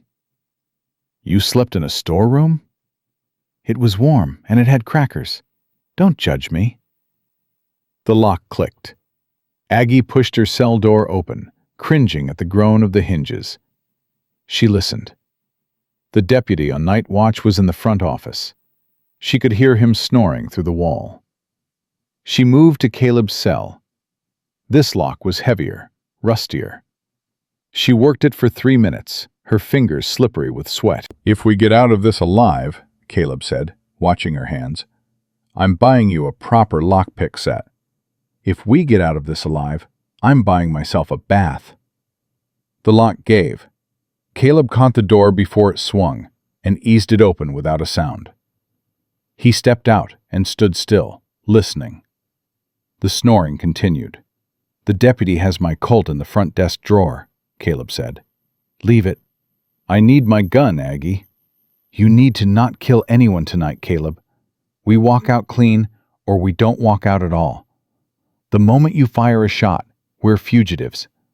The marshals won't help fugitives." He hated it. She could see his jaw grinding in the moonlight that came through the high, barred window. But he nodded. They moved to the back of the jailhouse. There was a door that led to a small yard where prisoners took their exercise. The yard was ringed by a wooden fence, 8 feet high. Caleb laced his fingers together and boosted Aggie up. She grabbed the top of the fence and hauled herself over, landing hard on the other side. Her ribs screamed where Hector's boot had bruised them a week ago. She bit her tongue and swallowed the pain. Caleb cleared the fence in one motion. He landed beside her, silent as a cat for a man his size. They were in the alley behind the jail. Main Street was to the left. The livery stable was 3 blocks north. Gunpowder was still there. "We can't take Main Street," Aggie said. "Too exposed." "Back alleys, along the creek bed." They ran. Not the desperate, panicked running of people who are scared, but the steady, ground-eating pace of people who know exactly where they're going and what's waiting if they don't get there. 2 blocks from the livery, Aggie grabbed Caleb's arm and yanked him into the shadow of a rain barrel. He opened his mouth. She clamped her hand over it. Footsteps. 2 men walking the boardwalk with rifles. Deputies on patrol. They pressed against the wall, breathing shallow. The deputies passed within 10 feet. One of them lit a cigarette. The match flared, throwing orange light across the alley. Aggie buried her face in Caleb's chest. He wrapped his arms around her, making them 1 shadow instead of 2. The match went out. The deputies moved on. They waited 60 seconds. Then they ran again. The livery stable was dark and smelled of hay and horse sweat. Old Tom Buckner, the stableman, slept in the loft. He was deaf in one ear and drunk most nights. They moved past his snoring body like ghosts.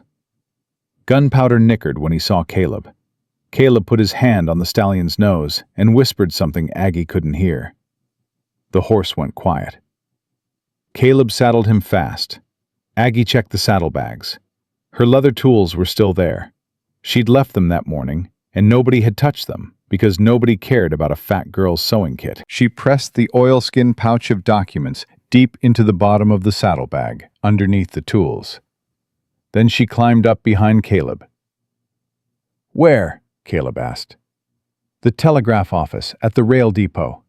You said the operator owes you a favor." "He does, but the depot is on the other side of town." "Then ride fast and ride quiet."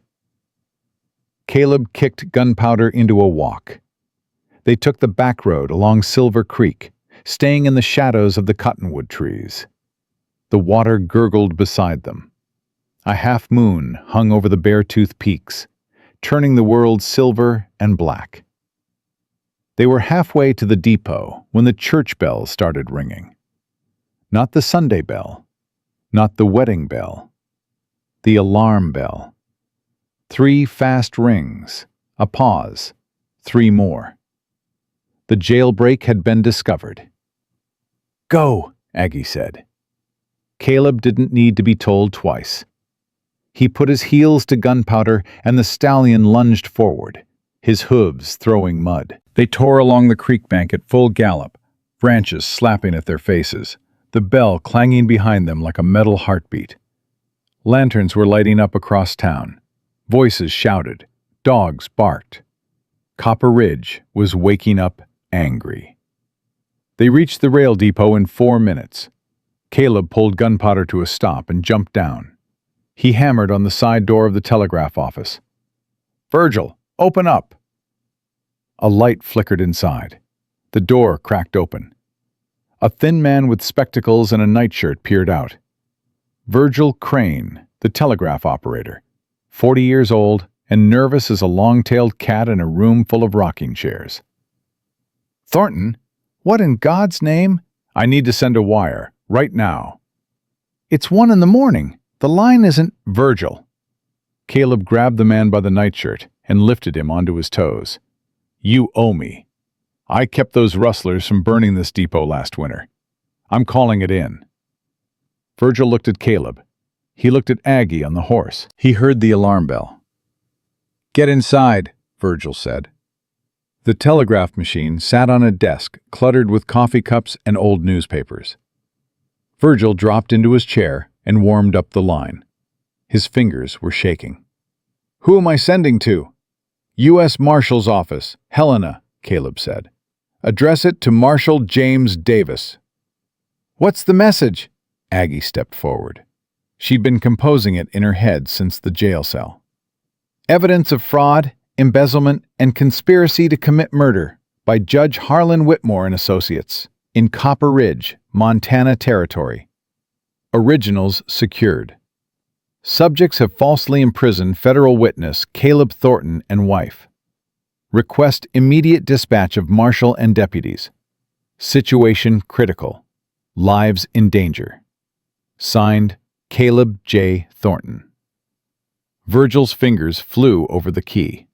The clicks filled the small room like mechanical rain.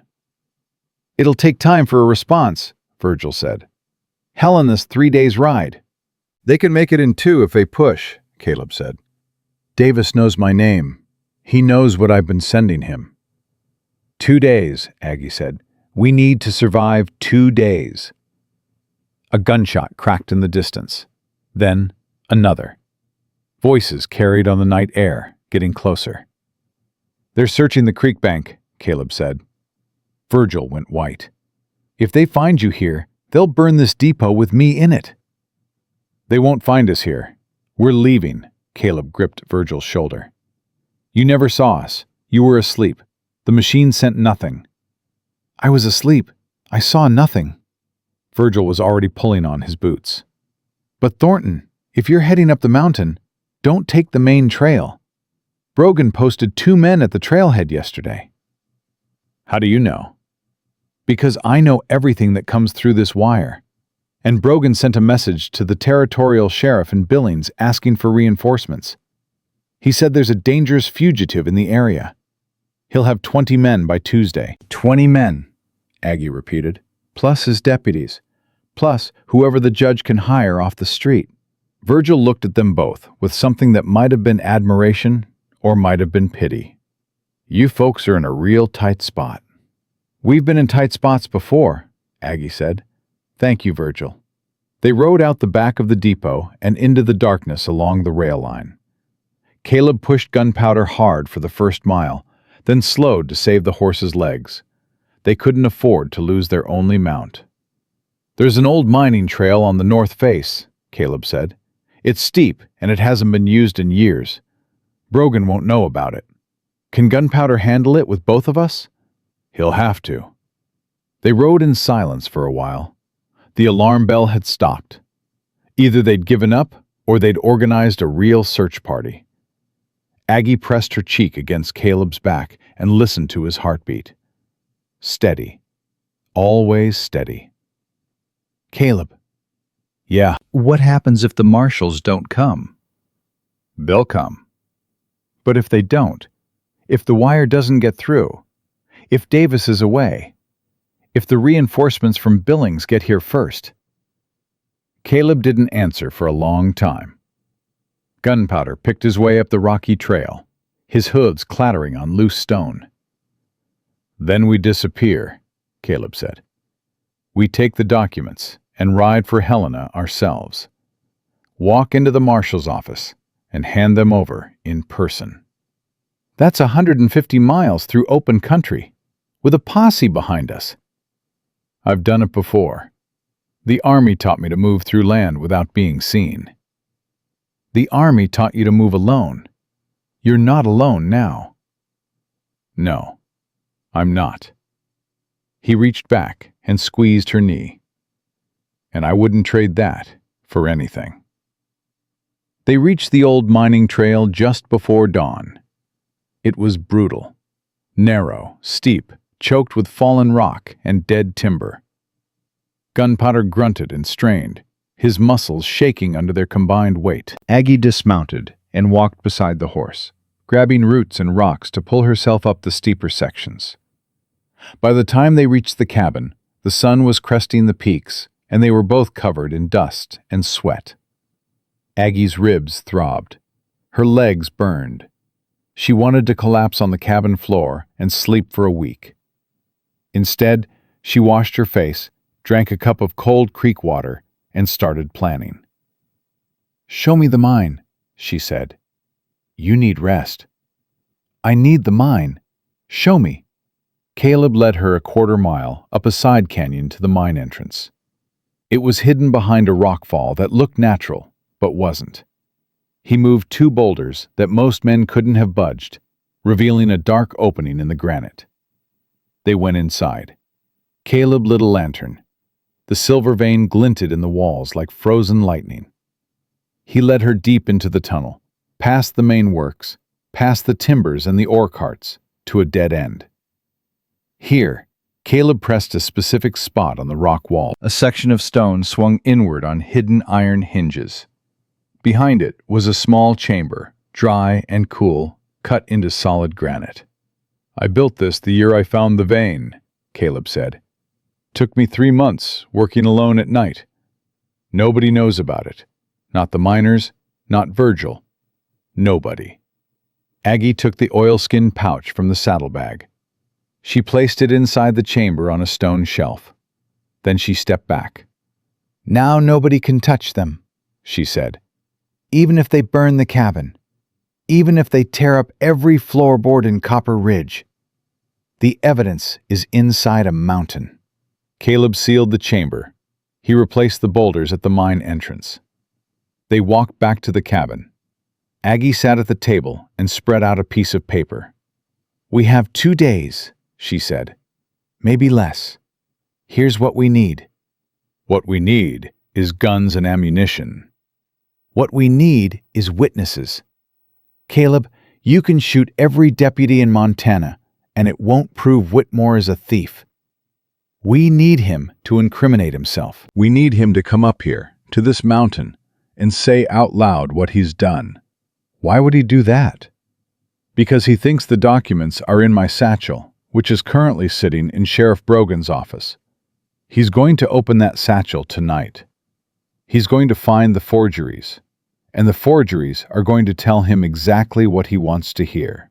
That his secret is safe, that there's no evidence. So he relaxes. So he gloats. And a gloating man talks. All we need is the right audience." "The miners," Caleb said, understanding flooding his face. "My crew. They're loyal. They'll listen. 8 witnesses who can testify to a federal marshal. That's better than any piece of paper." "But how do we get Whitmore up here? He's not going to ride up a mountain to confess." Aggie picked up the pen. She started writing. "We invite him. We send word that Caleb Thornton wants to negotiate, that you'll sign over the mine in exchange for dropping the charges and letting you and your wife leave the territory in peace. He'll never believe I'd give up the mine. He'll believe a desperate man would do anything to protect his wife. That's what he thinks you are. Desperate and stupid. Let him think it." Caleb watched her write. Her handwriting was precise and elegant. Nothing like what you'd expect from a girl who grew up in a shack on Miners Row. "You're not just smart, Aggie. You're dangerous. I'm a woman who's been underestimated her entire life.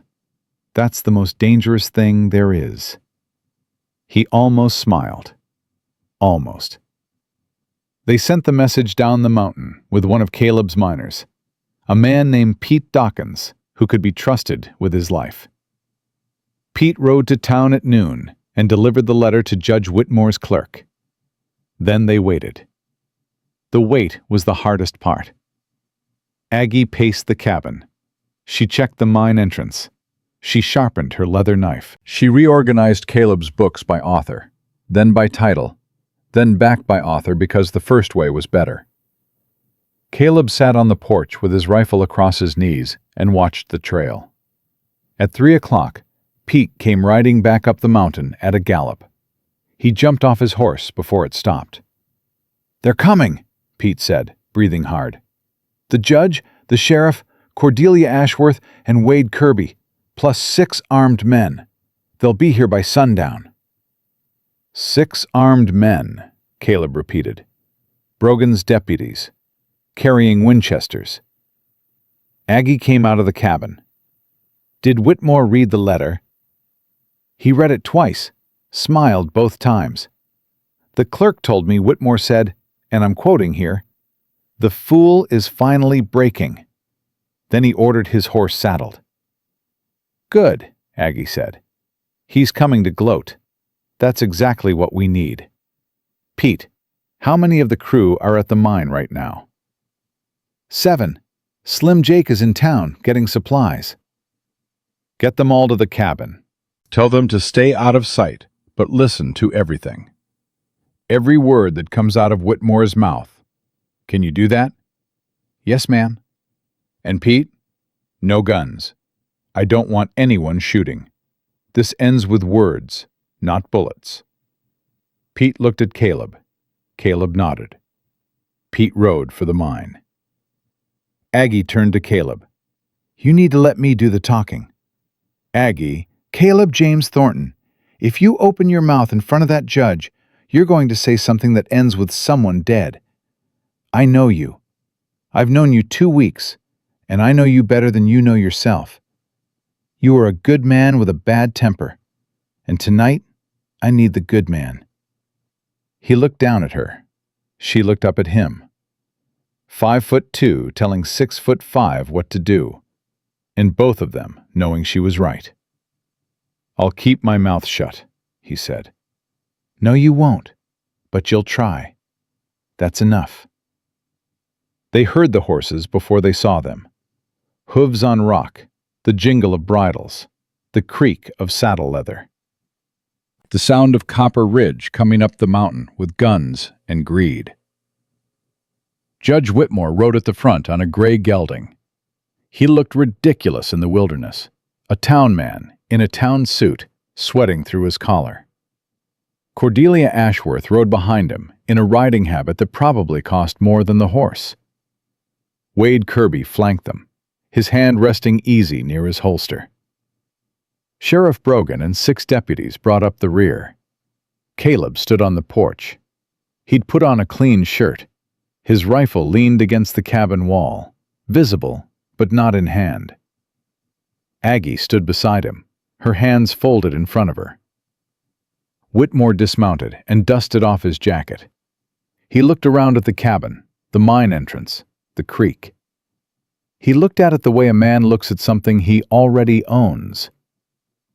Thornton, Whitmore said, I'm glad you came to your senses. Judge, Caleb said. 1 word, flat as a stone. I read your letter. A wise decision, very wise. Whitmore pulled a document from his saddlebag. I've had my clerk draw up the transfer papers. You sign the mine over to the Copper Ridge Development Company, and all charges are dropped. You and your wife leave Montana with whatever you can carry on that horse. That's generous, Aggie said. Whitmore looked at her. His lip curled. He didn't address her. He spoke to Caleb. Your wife should go inside. This is men's business. My wife stays, Caleb said. She handles my affairs. Cordelia laughed, a sharp, brittle sound. A seamstress handles the affairs of a silver baron. How charming. A seamstress who reads law books, Aggie said mildly, and territorial mining codes, and bank ledgers. Speaking of which, Judge Whitmore, I have a question about the Copper Ridge Development Company. You can ask your questions to a wall, girl. I'm not here to be interrogated by...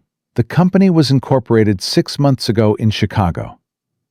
The listed directors are a Mr. Harold Fenn and a Mr. George Poole, both of whom, as far as the territorial records show, don't exist.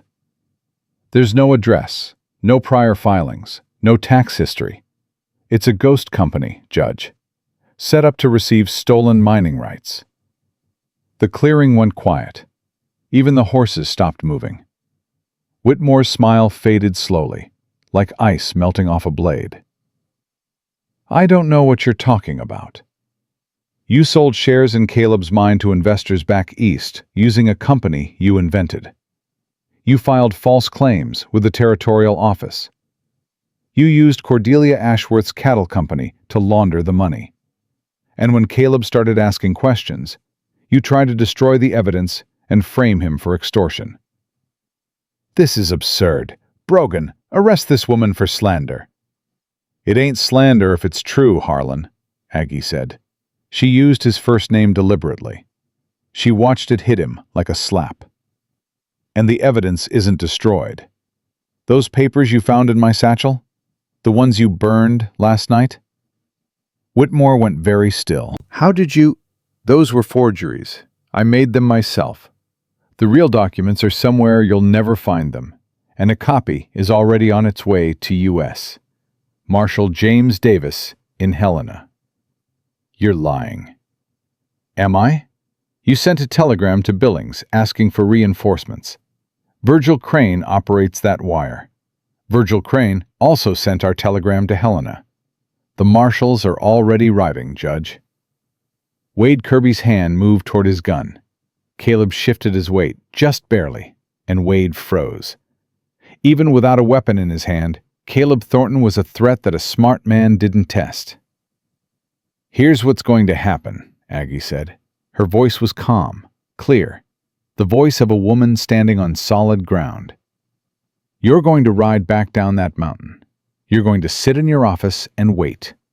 When the marshals arrive, you can explain the Chicago company, the false claims, the embezzlement, and the fact that you jailed a federal witness and his wife on fabricated charges. Or, Aggie continued, you can sign a confession right now, in front of witnesses. I'll recommend leniency to Marshal Davis. A confession goes a long way with federal judges. Witnesses? Whitmore looked around. What witnesses? There's nobody here but your husband's thugs. Turn around, Judge. Whitmore turned. Standing in a line along the tree line were 8 men. Caleb's mining crew.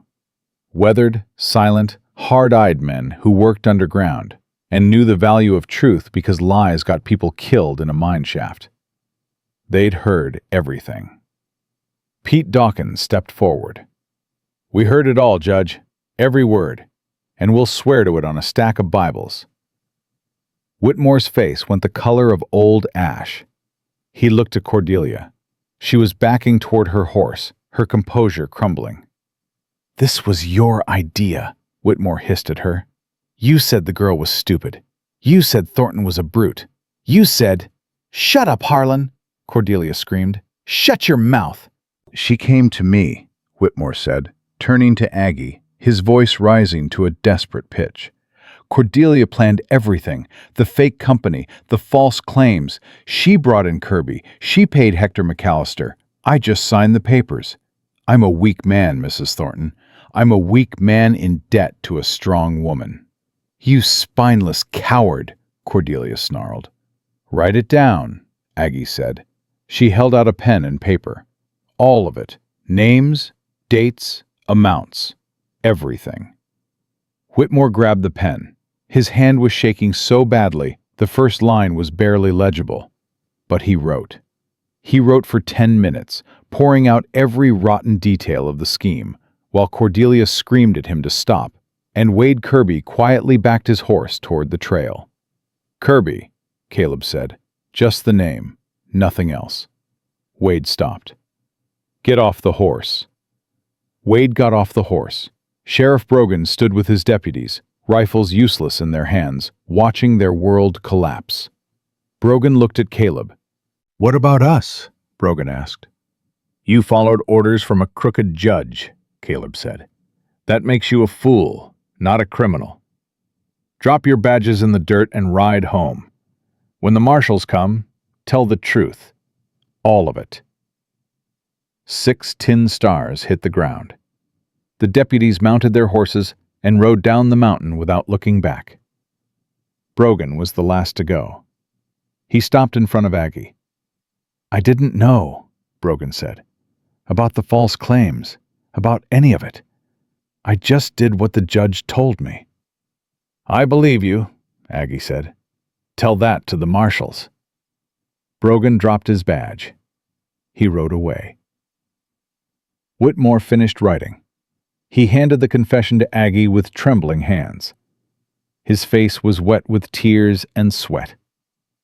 Aggie read it, every line. She looked up. "This is everything?" "Everything. I swear it." "Then you can go. Ride back to town. Pack a bag. When the marshals arrive, don't run. Running makes it worse." Whitmore climbed onto his horse like a man climbing into his own coffin. He rode away without looking at Cordelia. Cordelia Ashworth stood alone. Her riding habit was dusty. Her hair had come loose. The mask of beauty and breeding had cracked, and underneath was just a woman who had bet everything on greed and lost.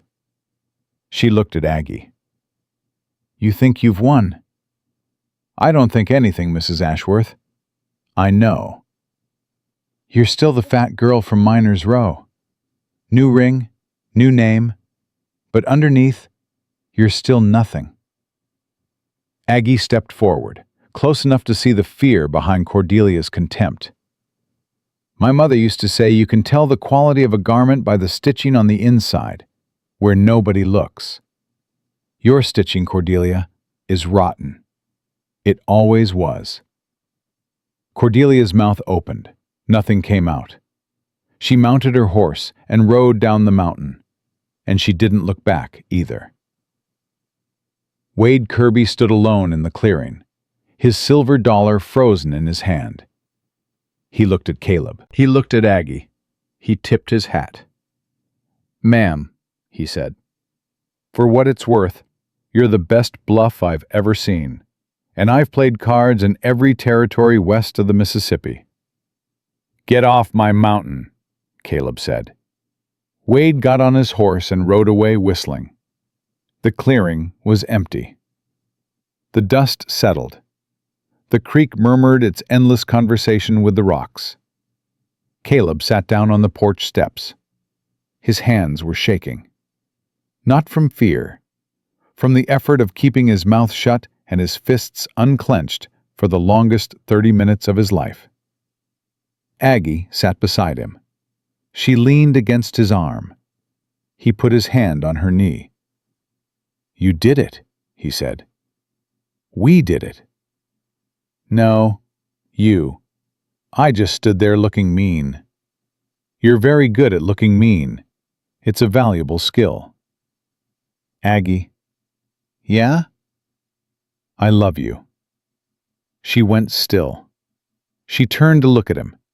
His gray-blue eyes were wet. She'd never seen that before. Didn't think it was possible. "Say it again," she whispered. "I love you, Agnes Marie Thornton. I loved you when you fixed my boot. I loved you when you turned down my gold. I loved you when you told me your mama's philosophy about garments. I loved you when you picked a jail cell lock with a hairpin. And I love you now." Aggie put her hand on his bearded cheek. "I love you too, Caleb. I've loved you since you asked my name in the general store. Nobody ever asked my name before." He pulled her close. She fit against him like a key in a lock, small against his bigness, soft against his hardness, whole against his broken places. He kissed her hair.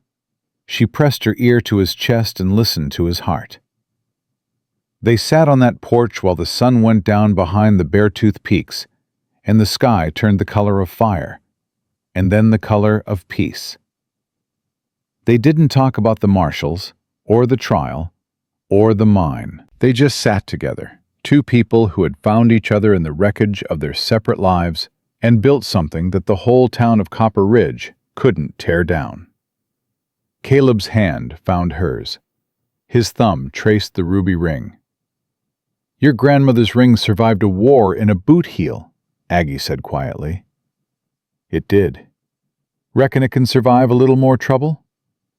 "Reckon it can." She squeezed his hand. He squeezed back.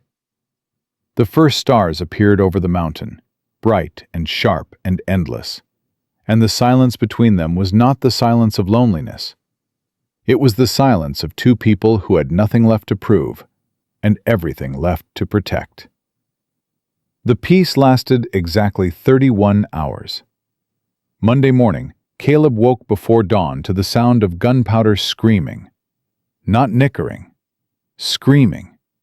The kind of sound a horse makes when it smells blood.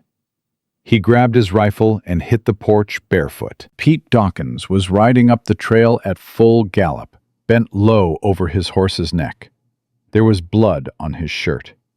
"Pete!" Caleb jumped off the porch and caught the horse's bridle as Pete slid from the saddle. "What happened?" "Kirby!" Pete gasped. His left arm was soaked red from shoulder to elbow. "He didn't leave. He circled back last night. Hit the mine before dawn. Tied up the crew. Took the dynamite." Aggie was at the door. "How much dynamite?" 12 sticks. And blasting caps." Caleb's face went white under his beard. "He's going to blow the mine." "He already set the charges. I saw the fuses when I broke loose." "Caleb, he wired the entrance. If those charges go off, the whole tunnel collapses. The evidence chamber, the silver vein, everything. Buried under 1,000 tons of rock." Aggie grabbed Caleb's arm. "How long?" "The fuses were long. Maybe an hour. Maybe less. I don't know. I ain't a dynamite man." Caleb was already moving. He shoved his feet into his boots and grabbed a canteen. "Stay here, both of you." "I'm coming," Aggie said. "No." "The documents, Caleb. If that mine collapses, we lose the originals. We lose everything. Whitmore's confession on paper means nothing without the evidence to back it up. Any lawyer worth his salt will call it coerced." Caleb stopped. She was right. He knew she was right. He hated that she was right. "Then move fast," he said. They ran, not rode. The mine was a quarter-mile up the canyon, and the trail was too narrow and rocky for a horse at full speed. Caleb ran with the rifle in one hand and Aggie's hand in the other, half pulling her up the steep grade. Her ribs screamed. Her lungs burned. She didn't slow down. They reached the mine entrance in 8 minutes. The boulders Caleb had placed to hide the opening had been rolled aside. Inside, the tunnel was dark. Caleb lit a lantern and they plunged in. The fuse was easy to find. It ran along the floor of the tunnel like a thin white snake, branching at 3 points where dynamite sticks were wired to the support timbers. Wade Kirby knew what he was doing. He'd placed the charges at the load-bearing joints. When they blew, the whole tunnel would pancake. "How much time?" Aggie asked. Caleb knelt by the nearest fuse. It was burning, slow but steady. A thin line of sparks crawling toward the first charge. 10 minutes, maybe 12. "The chamber is at the back, 200 yards. "I know how far my own mine is, Aggie." "Then stop talking and start running." They ran deeper. The air got colder. The lantern threw wild shadows on the granite walls. Aggie could hear the fuse hissing behind them, a sound like a snake sliding through dry grass. They reached the dead end. Caleb pressed the hidden trigger in the rock. The stone door swung open. The oilskin pouch sat on the shelf where Aggie had placed it. She grabbed it and stuffed it into her dress, against her skin, close to her heart. "Go," Caleb said. "Go now." They turned and ran back the way they'd come. 200 yards of tunnel. The fuse sparks were closer now, visible in the darkness ahead, like tiny orange stars. Caleb stopped at the first charge. He pulled his knife and cut the fuse. Dead. He moved to the second. Cut it. The third charge was deeper in a side tunnel. The fuse had already reached the branch point. It was burning in 2 directions. "I'll get the third," Caleb said. "You get out." "We both get out." "Aggie, if I can't cut it in time..." "Then we both don't get out. I didn't marry you to be a widow, Caleb Thornton. Move your legs." He moved. They scrambled into the side tunnel. The fuse was 8 feet from the dynamite. 6 feet. 4. Caleb lunged. His knife came down on the fuse 2 feet from the charge. The spark died. The tunnel went dark, except for the lantern in Aggie's shaking hand. Silence. Complete, ringing, beautiful silence. Caleb sat on the tunnel floor. He was breathing like he'd run a mile straight uphill. Aggie sat next to him. Her hands were trembling so bad the lantern light danced on the walls. "That was close," Caleb said. "That was stupid. We should have just grabbed the documents and run." "And let him blow my mine?" "Your mine can be redug. You can't be redug." He looked at her. She looked at him. And then they both started laughing. The wild, breathless, half-hysterical laughter of two people who just outran death in a dark hole in the ground. "We need to find Kirby," Caleb said when the laughter faded. "He's long gone." "No, he ain't. Kirby's a gambler. He set those charges, and he's watching from somewhere to make sure they go off. When they don't, he'll come to check. Then we'll be waiting." They climbed out of the mine into the morning light. Caleb positioned himself behind the boulder pile at the entrance. Aggie hid behind a rock outcrop 30 yards up the slope, where she could see the trail below. They waited 20 minutes. Wade Kirby came up the trail on foot, careful and quiet, his pistol drawn. He stopped 50 yards from the mine entrance. He cocked his head and listened. No explosion, no rumble, no collapse. "Well," Wade muttered, "that ain't right." He moved closer. 20 yards. 10. Caleb rose from behind the boulders like a mountain coming to life. He didn't use the rifle. He crossed the distance in 3 strides and hit Wade Kirby with a right hand that had 7 years of solitude and 2 weeks of fury behind it. Wade went down like a sack of wet grain. His pistol skittered across the rocks. Caleb picked him up by the collar, slammed him against the rock face, and held him there with one hand. "Who's paying you?" Caleb growled. Wade spat blood. His jaw was already swelling. "Nobody. I'm freelance now." Whitmore confessed. "Cordelia's done." "Why are you still here?" "Because the judge promised me something worth more than money if I destroyed that mine." Wade grinned through bloody teeth. "He promised me a pardon. I've got warrants in 3 territories, Thornton. Murder, robbery, fraud. Whitmore said if I buried that mine, he'd make the warrants disappear. Whitmore can't make anything disappear anymore. I know that now.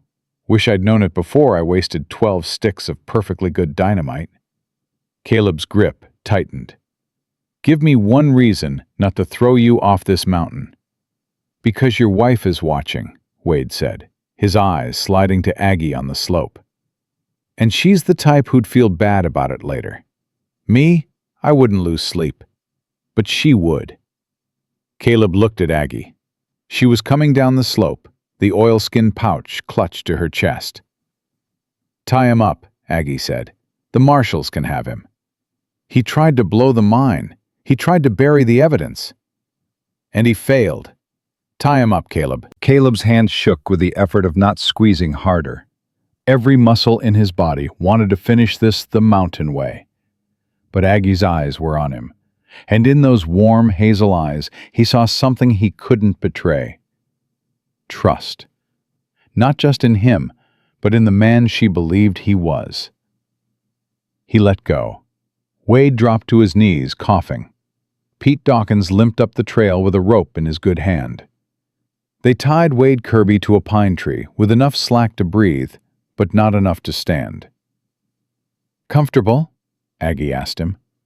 "I've had worse accommodations." "I'm sure you have." They left him there and walked back to the cabin. Aggie's legs gave out on the porch steps. She sat down hard, the oilskin pouch still pressed against her body. Caleb sat beside her. He took her hand. Her fingers were ice cold despite the July heat. "It's over," he said. "It ain't over until the marshals ride in." "They'll come." "You keep saying that." "Because I believe it." And if I stop believing, then I'd believe enough for both of us. She leaned against him and closed her eyes. She was asleep in 30 seconds. Caleb sat there with his rifle across his knees and his wife against his shoulder, watching the trail, waiting for the law to come and finish what Aggie had started. Tuesday came and went. No marshals. Caleb kept watch. Aggie tended Pete's wound, a deep graze that had missed the bone by an inch. She stitched it with the same waxed sinew she'd used on Caleb's boot. Pete gritted his teeth and didn't make a sound. "You're good at that," Pete said when she finished. "I'm good at fixing things," Aggie said. "People, boots, mines, doesn't matter. Broken is broken." "You ain't what they said you were, down in town." "What did they say I was?" "Nothing kind. But they were wrong, every last one of them." "I know," Aggie said. And for the first time, she said it like she meant it. Wednesday morning, Caleb heard horses. He grabbed his rifle and went to the porch. Aggie came out behind him, her hand on the leather knife in her apron. 6 riders came up the trail. They rode hard, their horses lathered and blowing. The lead rider wore a silver star in his chest that caught the morning sun and threw it back like a signal fire. U.S. Marshal James Davis was a lean man in his 50s, with a face like weathered saddle leather and eyes that had seen every kind of trouble the West could offer. He pulled his horse to a stop in front of the cabin and looked at Caleb Thornton. "You're a hard man to find, Thornton." "That's by design, Marshal." Davis dismounted. He looked at Aggie, tipped his hat. "Ma'am, you must be the wife I've been hearing about." "You've been hearing about me?" "Virgil Crane sent a second wire Monday morning. Told me the whole story. Said you picked a jail cell lock with a hairpin and bluffed a professional gambler with fake documents." "Virgil talks too much." "Virgil's a patriot." Davis pulled a folded paper from his coat. "I've got warrants for Judge Harlan Whitmore, Cordelia Ashworth, Wade Kirby, and Sheriff Walt Brogan.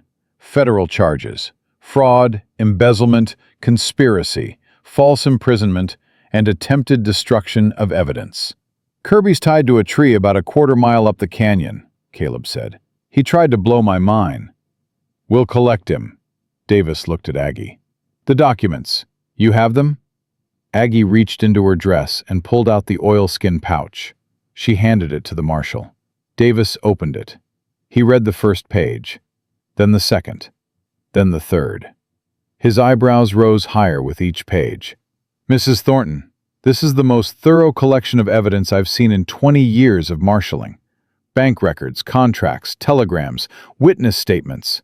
A federal prosecutor could convict half the territory with this." "My wife is thorough," Caleb said. "Your wife should have been a lawyer." "My wife is whatever she wants to be," Aggie said. "Right now, she wants to go home and take a bath." Davis almost smiled. "We'll ride down and make the arrests. I'd ask you to come, but I reckon you've had enough of Copper Ridge for a while." "We'll come," Aggie said. Caleb looked at her. She looked at him. "We'll come because that town needs to see us walk in together. They need to see that we're standing. They laughed at me my whole life, Marshal. They called me names I won't repeat. They watched my father beat me and said nothing. They watched Cordelia and the judge steal and cheat, and they looked the other way because it was easier than standing up." She straightened her shoulders. "I want them to watch me walk in. Not because I want revenge, because I want them to remember what it looks like when someone they counted out refuses to fall down." Davis looked at Caleb. "She always like this?" "Every single day." "You're a lucky man." "I know it." They rode into Copper Ridge at noon. Caleb on gunpowder, Aggie in front of him, the way they'd ridden on their wedding day, his arms around her, his buffalo coat over her shoulders, even though it was July, and she told him 3 times she was hot. The marshals rode behind them, 6 badges gleaming in the sun. Main Street went dead silent. The blacksmith came out, the baker, the ranchers' wives, the miners, the children. Emmett Pritchard stood in the doorway of his store with his mouth open. They watched the marshals dismount at the courthouse. They watched Davis and his deputies walk inside. They heard the shouting, then the silence, then the sound of handcuffs clicking shut. Judge Harlan Whitmore was let out first. His wrists were chained. His face was gray. He didn't look at anyone. Cordelia Ashworth came next. She was crying. Real tears this time, not the theatrical kind she produced at funerals and church socials. She saw Aggie on the horse and stopped walking. "You," Cordelia said. "You ruined me." "No, Mrs. Ashworth," Aggie said from the saddle. "You ruined yourself. I just made sure people could see it." The deputies led Cordelia away. She didn't speak again. Sheriff Brogan came out last. He wasn't handcuffed. He'd told the truth, as Aggie had predicted. Davis had reduced his charges to cooperation. Brogan stopped in front of Gunpowder and looked up at Aggie. "I'm sorry, Mrs. Thornton. For the jail, for all of it." "I believe you, Walt. But sorry is just a word. What matters is what you do next." "What should I do?" "Be the kind of lawman this town deserves, not the kind the judge paid for." Brogan nodded. He walked away with whatever was left of his dignity. The crowd hadn't moved. 200 people standing in the dust, watching the world they knew get dismantled and rebuilt in front of their eyes. Caleb dismounted. He helped Aggie down. She stood in the middle of Main Street in her dusty work dress with leather dye under her nails and a ruby ring on her finger. And she looked at the people of Copper Ridge. Nobody called her Round Aggie. Nobody whispered. Nobody laughed. An old woman in the front of the crowd stepped forward. Mrs. Hannigan, the schoolteacher. 70 years old, bent with arthritis, the only person in town who had never said a cruel word about Agnes McAllister. "We're sorry, Agnes," Mrs. Hannigan said. Her voice carried in the silence. "We should have done better by you." "Yes," Aggie said, "you should have." It wasn't forgiveness. It wasn't a speech. It was the truth, spoken plainly by a woman who had earned the right to speak it.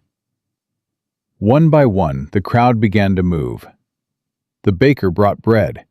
The blacksmith offered his hand to Caleb. Women who had whispered about Aggie's weight and her father and her poverty came forward with eyes that wouldn't meet hers, offering small kindnesses that were too late, but not unwelcome. Aggie accepted them all.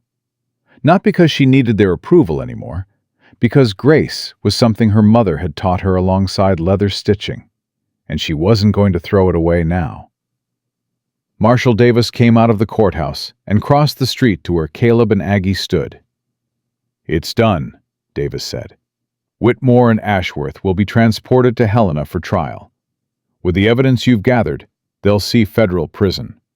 The mining claims have been voided. Your property is secure, Mr. Thornton. All of it."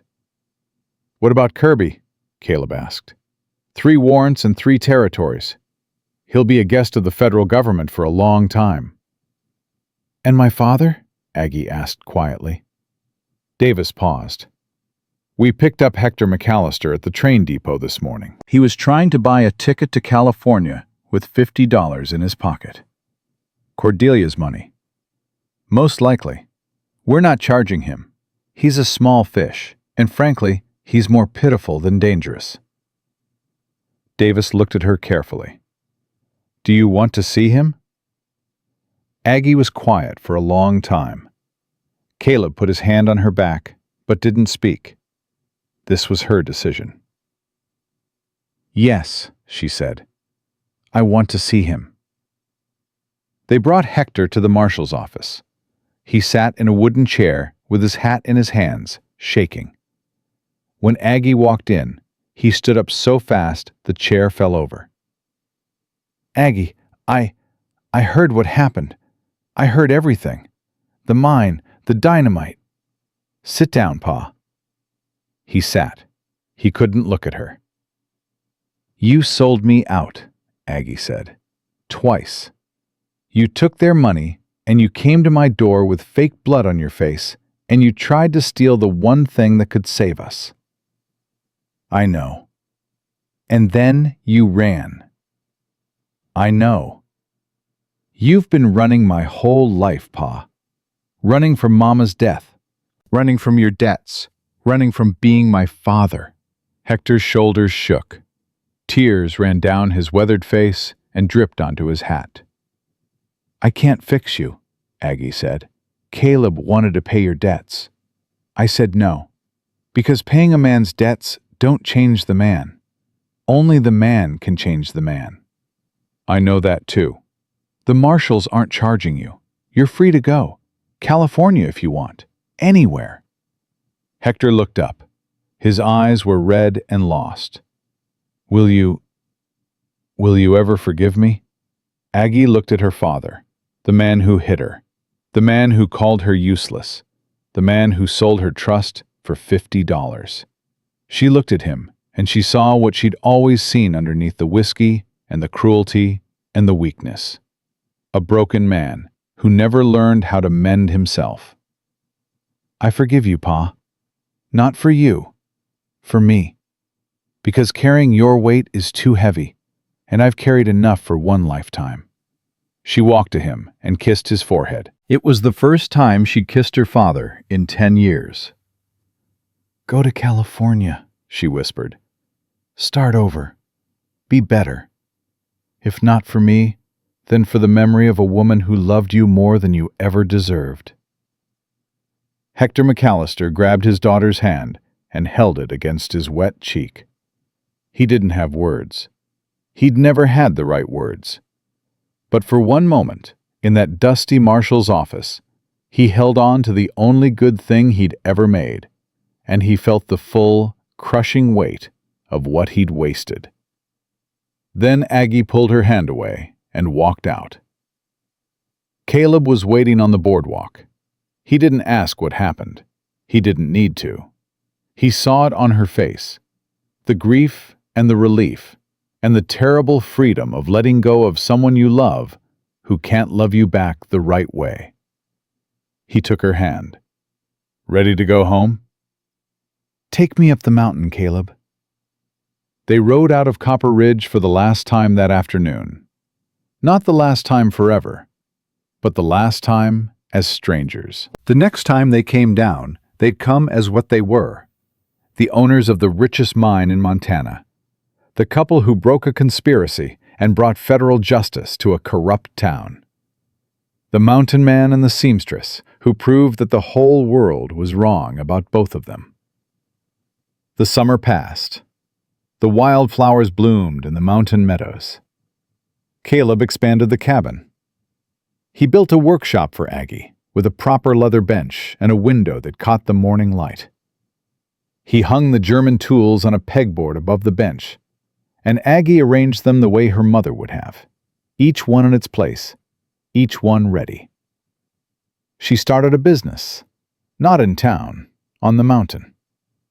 Word spread through the territory that the best leather worker in Montana lived at the Thornton mine, and cowboys and ranchers rode from 3 counties away to have their saddles mended, their boots resoled, their harnesses repaired by the woman with the magic hands. She charged fair prices. She did honest work, and she never turned anyone away, no matter how torn or beaten the leather was. "You can't fix everything," Caleb told her one evening, watching her work on a saddle so old and cracked it looked like it had crossed the plains. "Maybe not," Aggie said, pulling her needle through. "But I can try. That's what my mama taught me. You try, and if the stitching holds, you did good. And if it don't, you try again. Your mama was right. She usually was." Caleb leaned against the doorframe. "I got a letter from Marshal Davis today. And? Whitmore got 8 years federal prison. Cordelia got 5. Kirby got 12, stacked with the other warrants. Aggie set down her needle. She didn't smile. She didn't celebrate. "That's justice," she said. "You don't seem happy about it." "I'm not happy about it. I'm satisfied. There's a difference. Happy is when something good starts. Satisfied is when something bad ends." "So what starts now?" Aggie looked up at her husband, the man who had come down from the mountain for nails and whiskey and found something he didn't know he was looking for. The man who chose the town outcast over every beauty in the territory. The man who knelt before her in a hotel room and wiped the dirt from her face the way she'd knelt before him in a general store and stitched his broken boot. "Everything," she said, "everything starts now." The letter from California came on a Tuesday in September. It was short. The handwriting was shaky but legible. "Dear Aggie, I got work at a ranch outside Sacramento, mucking stalls. It ain't much, but it's honest, and the foreman don't allow drinking. I'm 63 days sober. I know that don't erase what I done. I know a number don't fix a life. But your mama used to say the first stitch is the hardest. I'm trying to make the first stitch. Your father, Hector." Aggie read the letter 3 times. She folded it carefully and placed it in the wooden box where she kept her mother's thimble, her marriage certificate, and the brass hairpin that had picked a jail cell lock. She didn't write back. Not yet. Some threads needed time before they were ready to be sewn. That autumn, the town of Copper Ridge elected a new judge and a new sheriff. They rebuilt the courthouse with honest money. They renamed the main road Thornton Street, though Caleb told them that was foolish, and Aggie told them it should have been McAllister Street. And they compromised by calling it nothing and letting people call it whatever they wanted. The mine produced silver for 20 more years. Caleb and Aggie built a house on the mountain, a real house, with a library and a workshop and a nursery that wasn't empty for long. They had a daughter first, then a son. The daughter had Aggie's hands and Caleb's stubbornness. The son had Caleb's size and Aggie's mind. Both of them learned to read before they learned to ride. And they learned to ride before they learned to walk.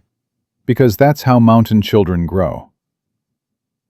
Aggie never lost the weight the town had mocked her for.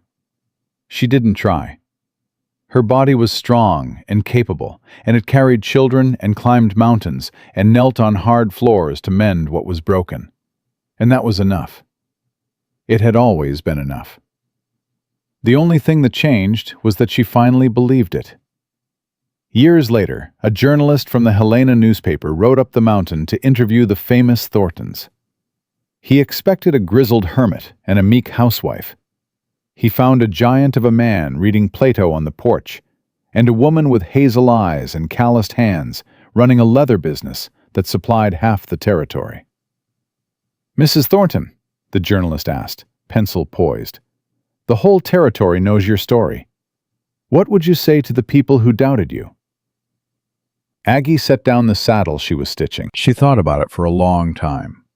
"I'd say the same thing my mother told me when I was 10 years old, and crying because the other children called me names." She held up the needle and thread in her hand. "You can tell the quality of a person the same way you tell the quality of a boot. Don't look at the outside. Look at the stitching. The real stitching.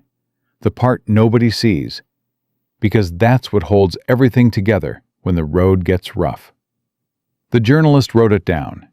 It became the most quoted line in Montana Territory that year. Caleb read the article on the porch that evening while Aggie worked in her shop. He read her quote 3 times. Then he folded the newspaper, walked into the workshop, and stood in the doorway. "What?" Aggie asked without looking up. "I love you." "I know. You tell me every day." "And I'll tell you tomorrow." "I know that too." He crossed the room. He took the needle from her hand. He pulled her to her feet and held her, the way he'd held her that first night on the porch after Whitmore's confession. like she was the only solid thing in a world that kept shifting under his boots. "They used to call me the ghost of the Beartooth Mountains," he said into her hair. "They used to call me Round Aggie. Look at us now. Look at us now." She pulled back and looked up at him. He looked down at her. 7 years of silence, broken by a woman with a needle. 26 years of invisibility, ended by a man who asked her name. "You mended me, Aggie. You saw me, Caleb. That's all I ever needed. Someone to see me. I see you. Every day. Every day for the rest of my life." She kissed him. Not the short promise kiss from the courthouse. A real kiss. The kind that holds 30 years and says, "I chose you, and I choose you again."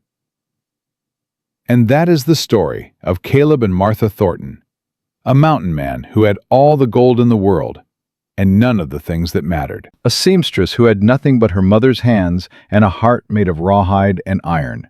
A town that judged them both and got it wrong. And a love that started with a torn boot and a woman brave enough to fix it. They called her the Mountain Queen, not because she married rich, not because she wore silk or rubies, because she stood on that mountain and she did not break. She bent, she stitched, she held. And when the storm passed, she was still standing, with the man she loved beside her and the whole impossible sky above. Nobody in Copper Ridge, and nobody in the whole Montana Territory, ever called her Round Aggie again. She was simply Agnes, and she was loved. And if this story moved your heart today, do us a small kindness. Hit that like button. Share this with someone who needs a reminder that being underestimated is not the same as being defeated. Subscribe so you never miss our next story. And tell us in the comments, what city are you watching from? We love knowing how far these stories travel. Because stories, like good stitching, are meant to hold people together across the distance.